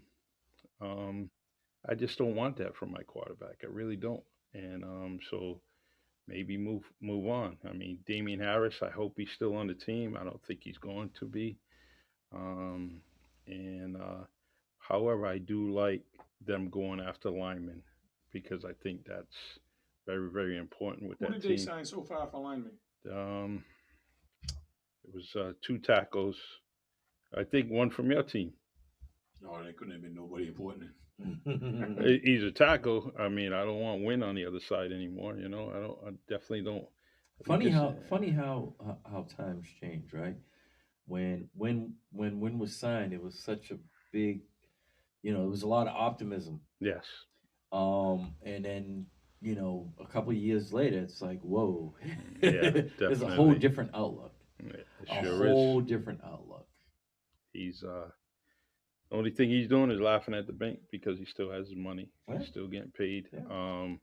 But I'm not worried about the defense. You got Jones to say. But I definitely Mac We Jones. signed, Peppers Peppers and Yes. Jonathan Jones. So your Yes. secondary is will stay intact stay for intact, another yeah. The number 13 Jones, he's doing well as far as his rehab after injury, so he's going to come back. He'll be the other side as far as the DB. So, like the defense, I'm not worried about. Offensive line, I'm extremely worried about, and who they're going to throw it to. And I think they haven't accomplished that yet. You think they're still making free agent moves? Mm, They don't have much money. Yeah, he Um, got 36 million last time I checked. However, I don't think he's just going to be dumping it on any players. I know mean, as your much wish as I list. want Hopkins, Hopkins, I would yeah. love to see that. That would be With awesome. 28 million, you'd have to get the Cardinals to eat some of that. You know, and grab a. that's not going to happen. I mean, if they want to get rid of him, I'll So- pay you 8 so to get so- rid of 20. So I'll add this to the mix because the Cowboys are also in play Yep. for him, and the Cowboys just freed up $18 million yesterday. Restructure. Yes. And Arizona's just getting rid of everyone, so Yes. he's definitely gonna. I think he'll be gone. It's just to whoever gets the choice. I did see Judy. I did see them talk about Jerry Judy. But they won a first round. For But him. they want. They're not giving up a first round. And his teammate too. Yeah. Sutton. Yeah, they're not giving. I don't believe they're gonna. Judy was in the mix up until Hopkins was mentioned. Once they mentioned Hopkins, I think the Cowboys switched gears. I think if Hopkins doesn't, it gets souped up. I think that Judy may be secondary, but they're not going to give up a number one for him. They will not give up a number one. If that's the case, then they would have kept their last. They would have kept their last wide receiver, who they did give up a number one for. So, who was way more productive. Nothing against Jerry Judy, but he was way more productive and efficient with his numbers. Yes, Manny, I agree. They want too much for Judy. But you gotta throw the rail out there. You never know what fish you're gonna hook. How do you feel about your people? So for the Cowboys, for me, it's simple. I think they addressed what they needed in the secondary. We kept a safety. We signed our safety. We signed obviously somebody to go opposite Diggs. We Kept Van Der Esch. we kept Van Der Esch, which I'm kind of he has a good year. He has a bad year. He gets hurt. Yeah. How much time did they invest in him? I'm only 2 years. Yeah, so that's not bad. Yeah, no, you And didn't you go probably full can cut 4 him in a years. second. Yeah, He doesn't you didn't- produce. yeah, well, his contract was pretty much friendly. No, he kind of knew that he was better off staying with the Cowboys as opposed to once again it turned into a hometown discount. But for me, I think the job isn't done until you get for the Cowboys they need wide receiver. I think they need to seal the deal with somebody to go opposite. But I think they need help also both offensive and defensive line. Offensive line for depth, defensive line for beef with some athleticism to match. I think they as far as line, they could probably get somebody in the draft, a linebacker, once again for depth. But I think that they're fine. The big thing for me is if they can keep, in which they have been able to keep most of their defense intact to sign their own. The problem isn't on defense; it's on offense. They need to get more. They need to get somebody literally to go opposite CD. There's been mention, obviously if they get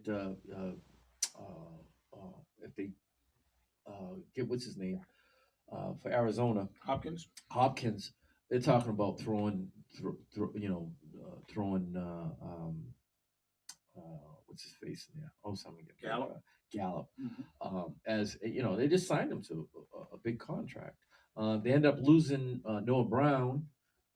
So now that's going to be addressed, I believe, in the draft. I don't think they're going to go out and look for like a number 3.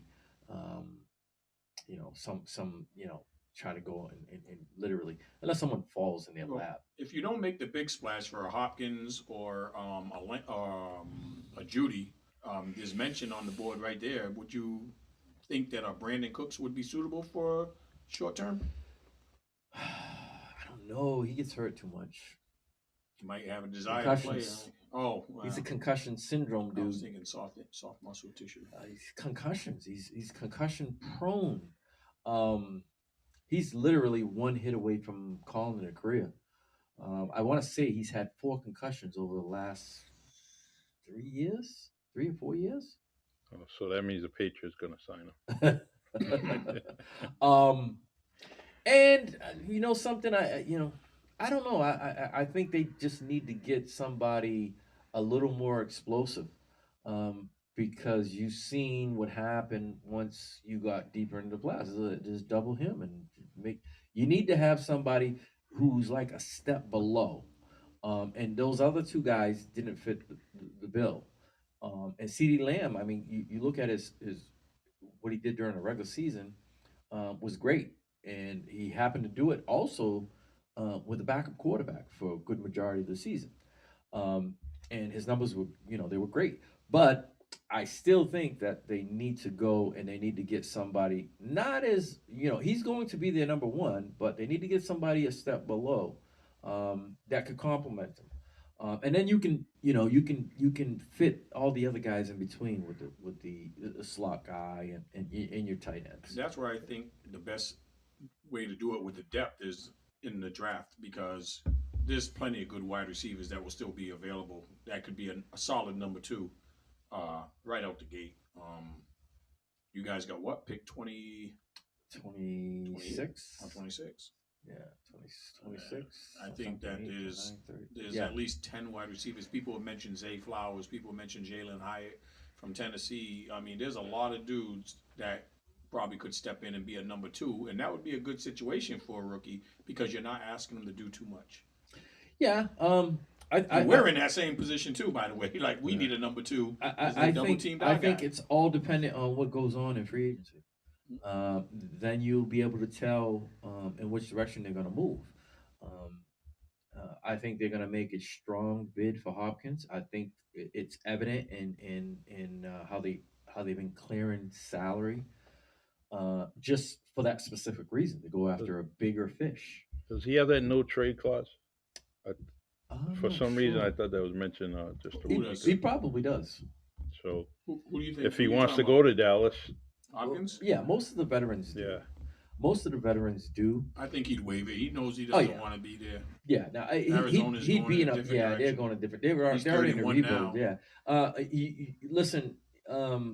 His chances of winning in Dallas are far greater than they are in Arizona. You know, like they're pretty much having a fire sale at this point in time, and it's kind of weird because you figure you have a quarterback that you just paid that you would be trying to go the opposite way, but no, there's a rebuild going on in Arizona, and it's just I don't know. I don't understand that because the team was in a good direction. That first 2 years, I thought they were going in the right direction. I think so. As far as the Cardinals, that what do they call that offense? Air raid, the air raid offense, and one of the biggest, one of the people who hated it most, obviously, was on ESPN Radio, and he made the call. He said within 2 years, you're either going to see a coaching change or you're going to see an offensive change in how they run that offense. Keyshawn Johnson. Nice. He said, I get it that, this is the scheme that he played in college and running around, but they need to go in a different direction, because trying to outscore teams only lasts for so long. What happens is either you score a lot of points or you wear your defense out really quick, Yeah. and then your defense is giving up 40 points. You can't have it both ways, and they don't have enough talent to balance it. And that was Keyshawn's whole thing. And he just, since I've been listening to ESPN Radio, he's like, I like the quarterback. I just don't think that situation in which they're in right now is going to last a long time. And he was right. Now they're doing a rebuild. So we shall see. Okay, how about your team? I'm actually pleasantly surprised, but I know we're not done. So I'm still waiting for the Dalvin Cook situation to shake out. I think we're going to end up keeping him, even though we just signed Madison. But we signed Madison to a lot lower than I thought. But like you guys, we still have to address the number two. You know, Phelan was in Nantucket this week. Huh? Phelan. He was in Nantucket. Yeah. Yeah. He visited Carolina this week. Him and Belichick. You know. Well, I wouldn't doubt it.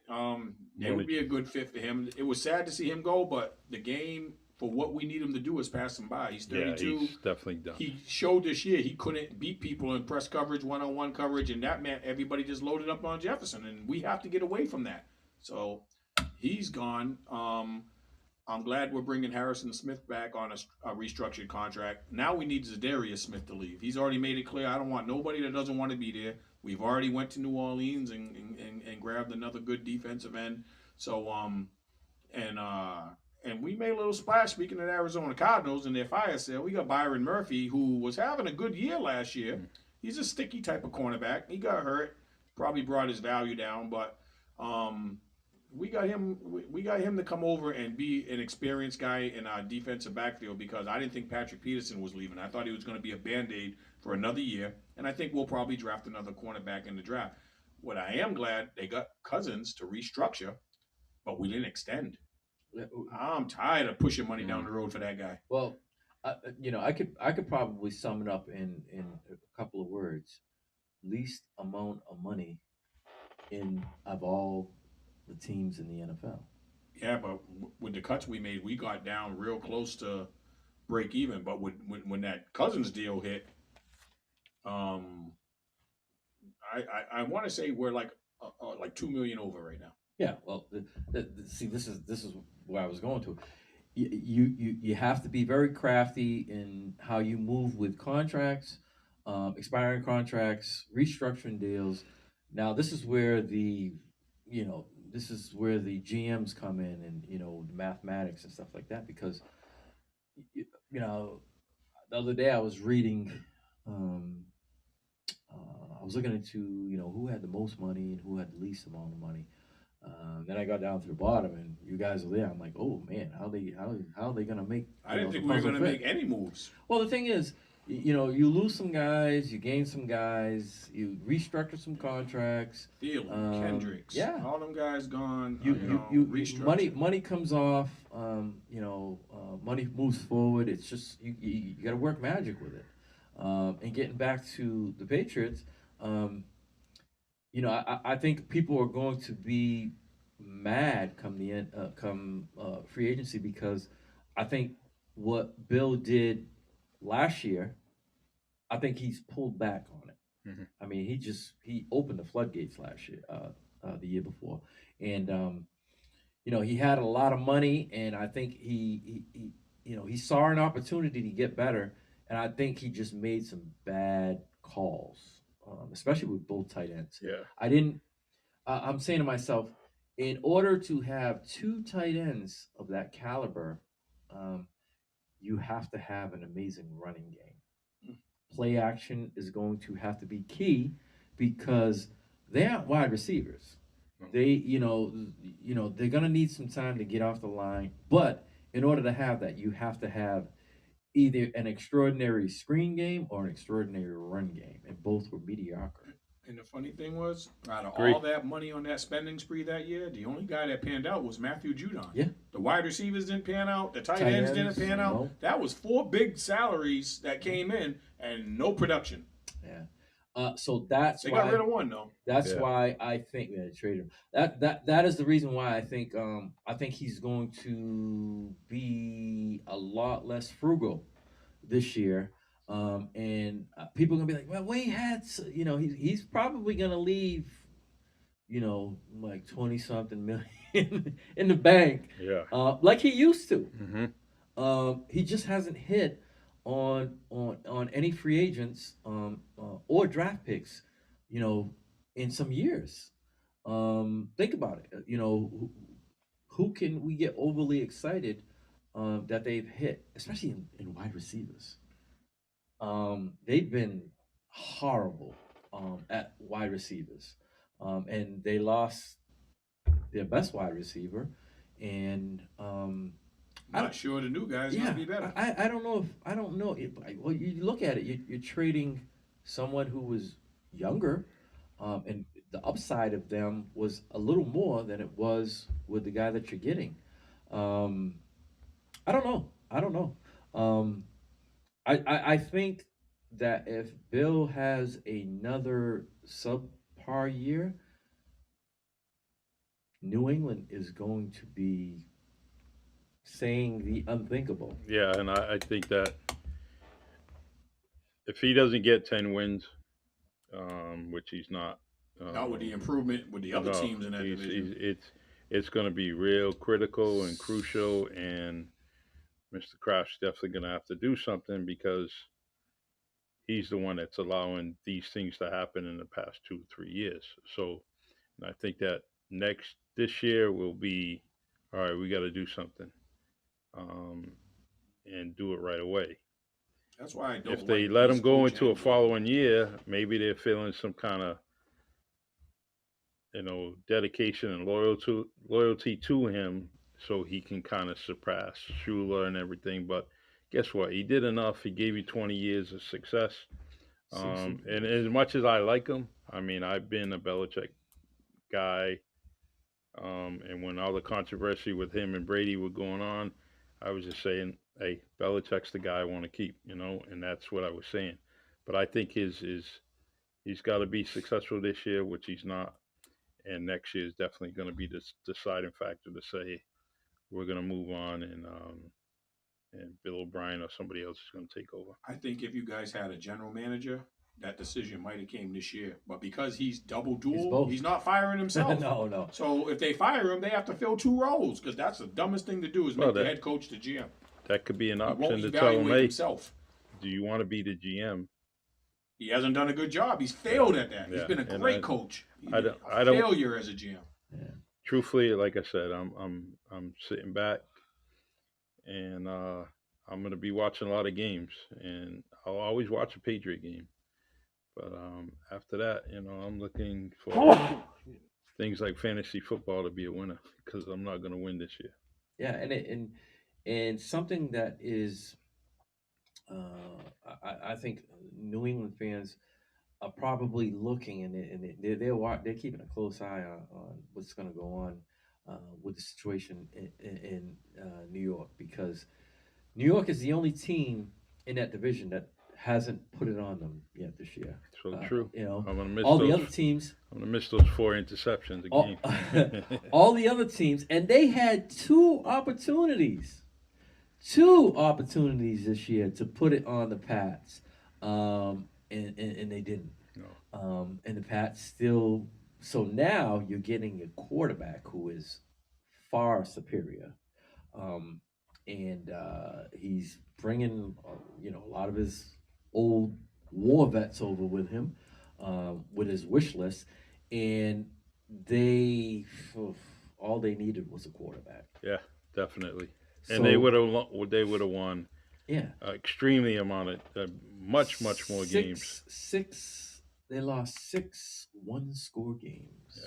Just imagine that. If you take half of those, right, you're in the playoffs. If you take half of those wins, you're in the playoffs. And they're getting a far superior quarterback.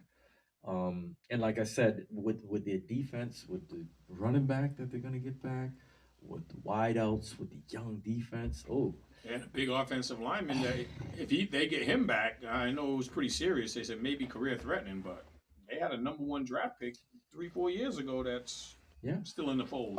And New York's ready for that. They're Yeah. ready for the Jets to be successful. They've already signed Lazard, so that adds to the. I think that when that Rodgers deal goes through, they're gonna dump 1 or 2 of those receivers over to Green Bay to make room because that room's crowded right now. Yeah. Well, And he wants his guys. Yeah, you got rookie. You wants his got the guys. rookie from last year was Olave, Yep. Olave. Yep. and then you got Lazard who just signed, but you also had Corey Davis and Elijah Moore who were young guys. But I think somebody will go back to Green Bay in that once the Aaron Rodgers thing is because he's talking about bringing Randall Cobb over in the tight end, and There's only so many Randall spots in the wide Randall receiver. Cobb's a free agent, so. Well, they want him to sign him. Yeah, no, I know he's a Yeah. free agent, so there won't That's be why no Bill left. snafu. I don't know. That's wrong team. Yeah. There won't be no snafu in that. But yeah, there's a lot of there's still quite a bit of free agency left to go. We're gonna move on from free agents. Anything you want to add to before we move on to the our final segment?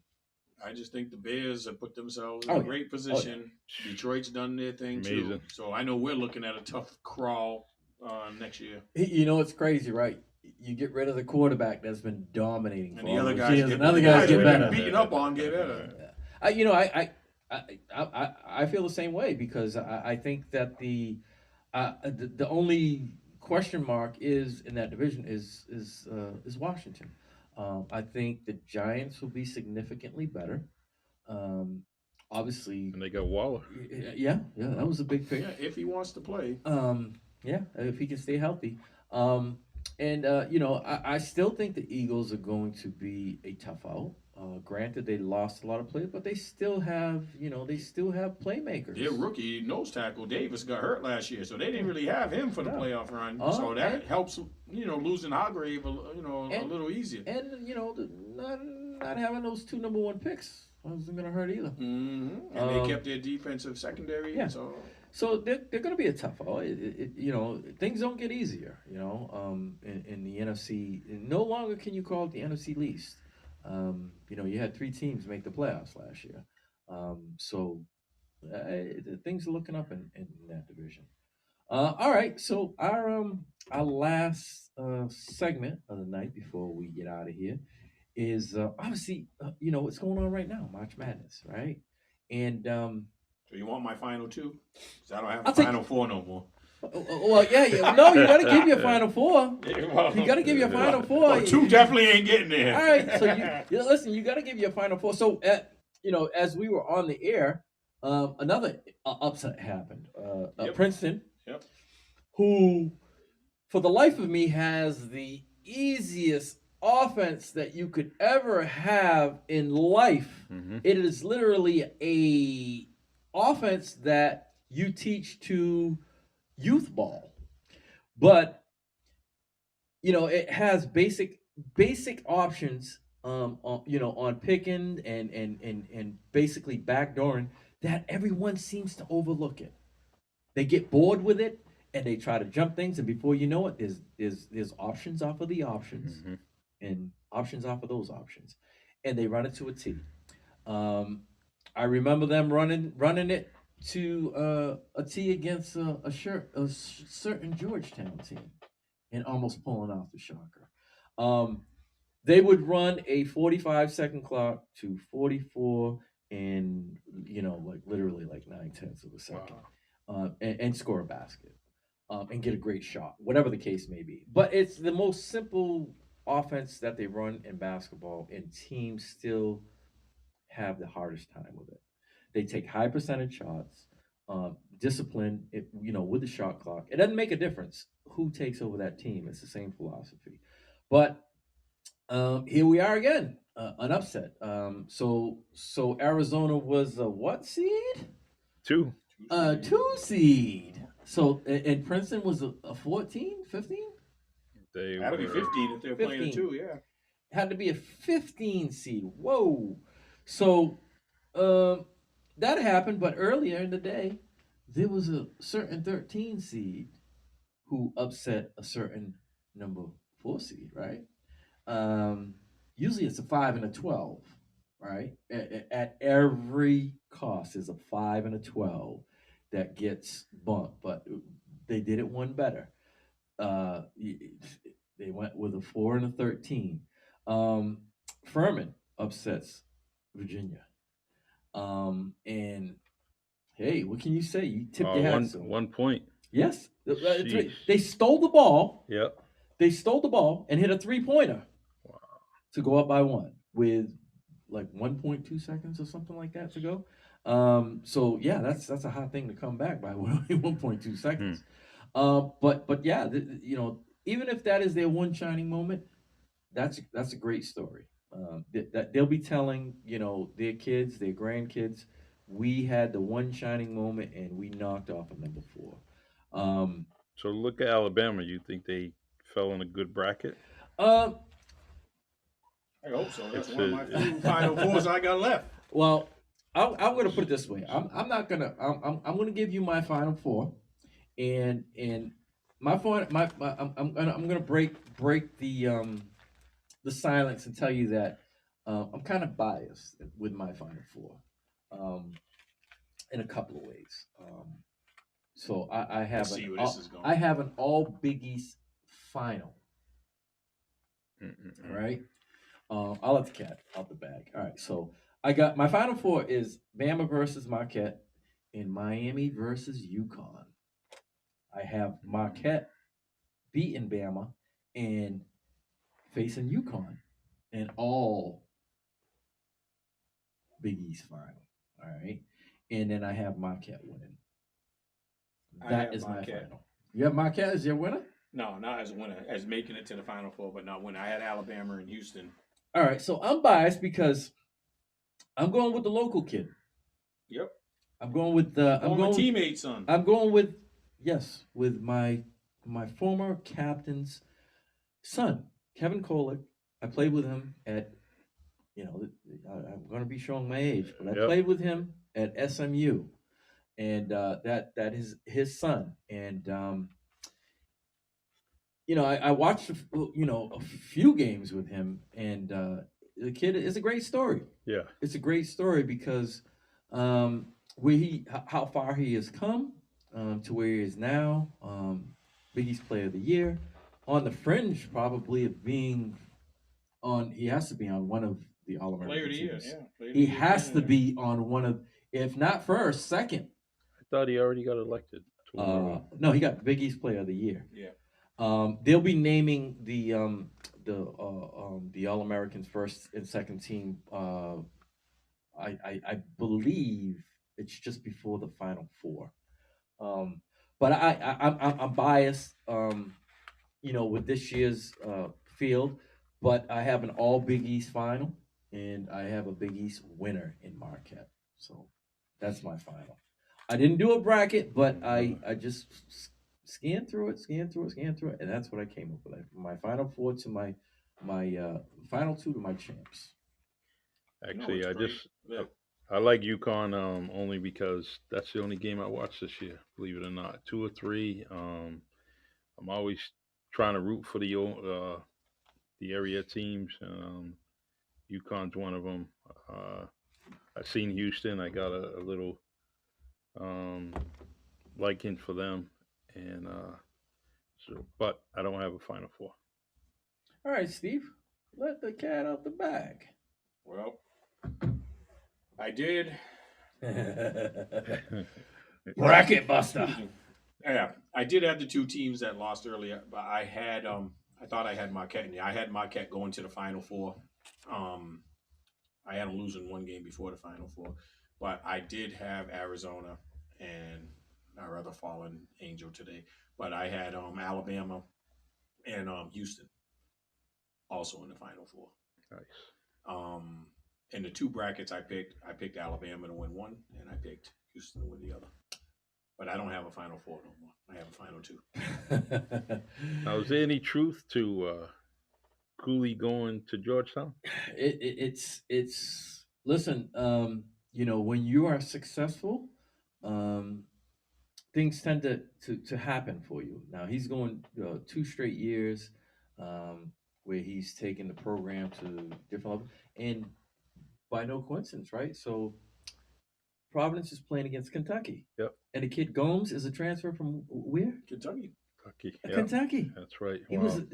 was pretty much, he wanted to come back home, and that's another good story right there, right? Mm-hmm. So there's a lot of history going into the tournament. Do they play tomorrow? I got it right here. tomorrow? Tomorrow, 7:00. Okay, yeah, I'll definitely be watching that game because that's a get back game. Yeah. That's one of those games where you say, "Listen, you see what you had, right?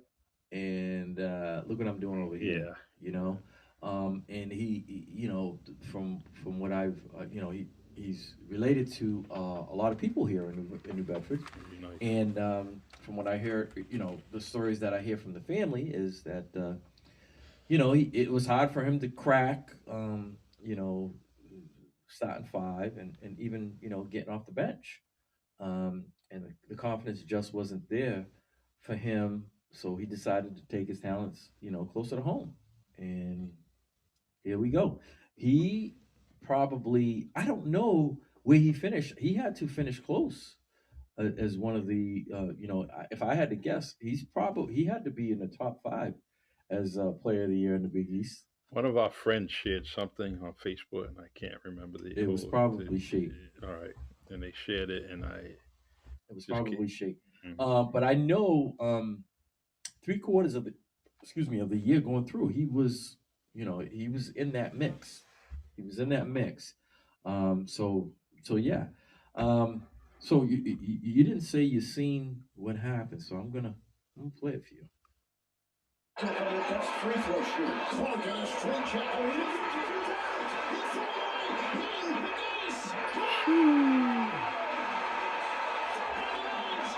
2.2 seconds.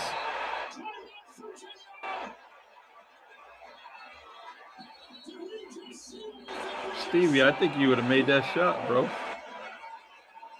What's that? I think you would have made that shot. 30 years ago.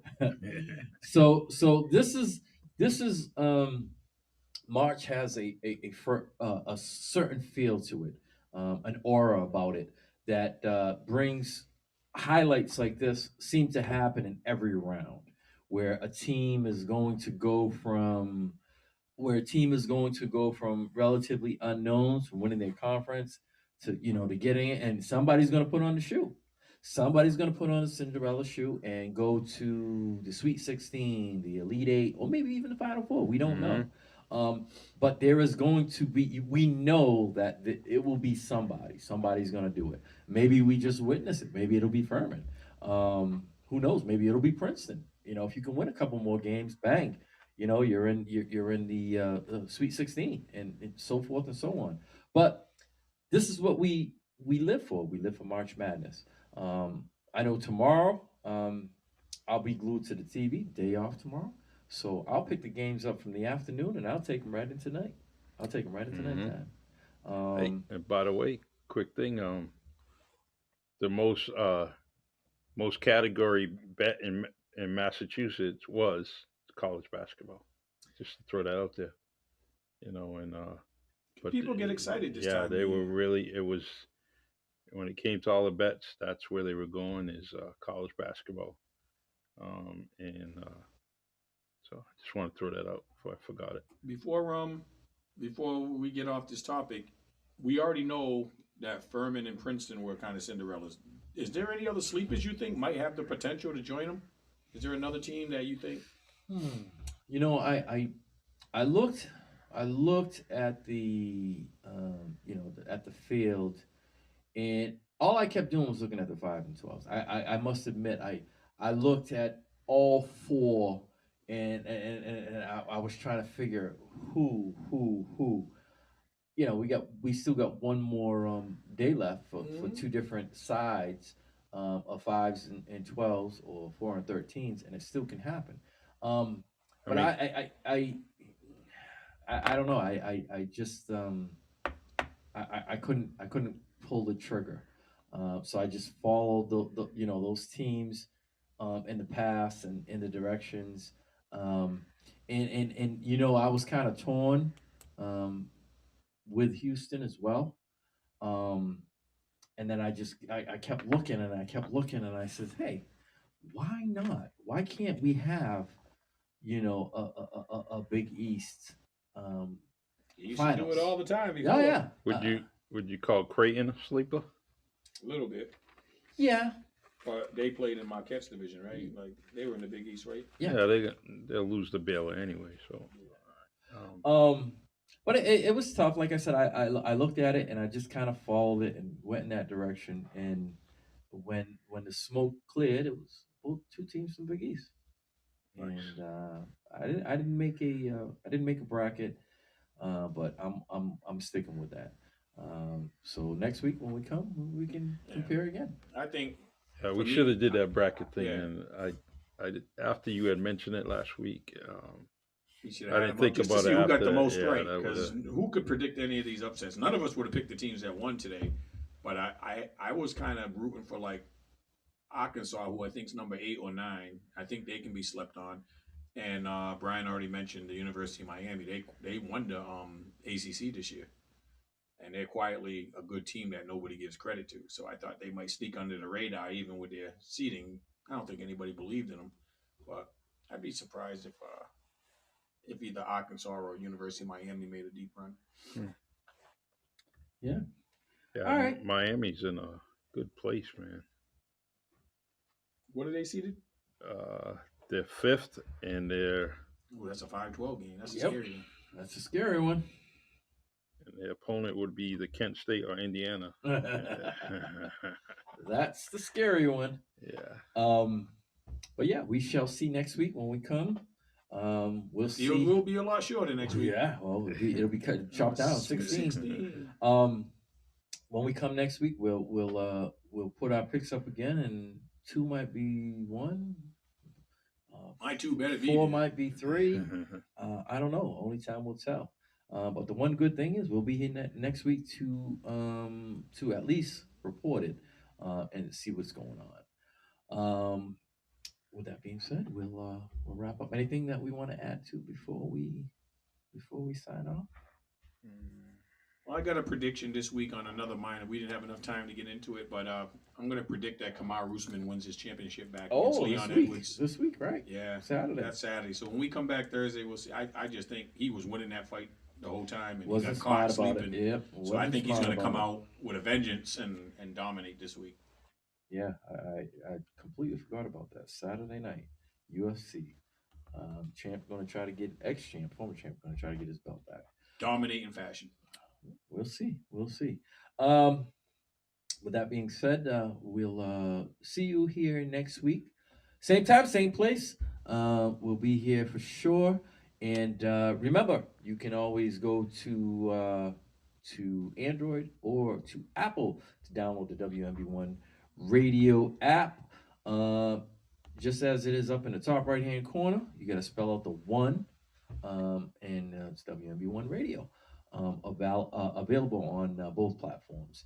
Also, follow us and like us on all social media platforms, WNB1 Radio. And we got a programming change coming up here. Charlie, you can be the first to drop it. All right. The Really Charlie podcast will be coming to WNB1 Radio on Tuesdays. I'm going to switch it up a little bit and bring all my guests to WNB1 Radio on Tuesdays, 6 p.m. to 9. I'm usually playing some R&B music, so I'm going to switch it up and bring the podcast here. And that's by choice, but it's also something I want to do. I want to be home here at WNB1 Radio with the podcast, and can't wait. All right. There you go. You heard it here first. More Charlie. From the source itself. With that being said, we're going to conclude this episode of WMB1 Radio, and we hope to see you here next week at Straight to the Point Sports. With that being said, we hope that everybody has a safe and a happy March Madness weekend. Yes, indeed. We'll see y'all next week. Peace. We're out. Good night. Have you made that New Year's resolution to get into shape and you still haven't followed through with it? Then you need to join KO Gym. The champ is here! The champ is here! The champ is here!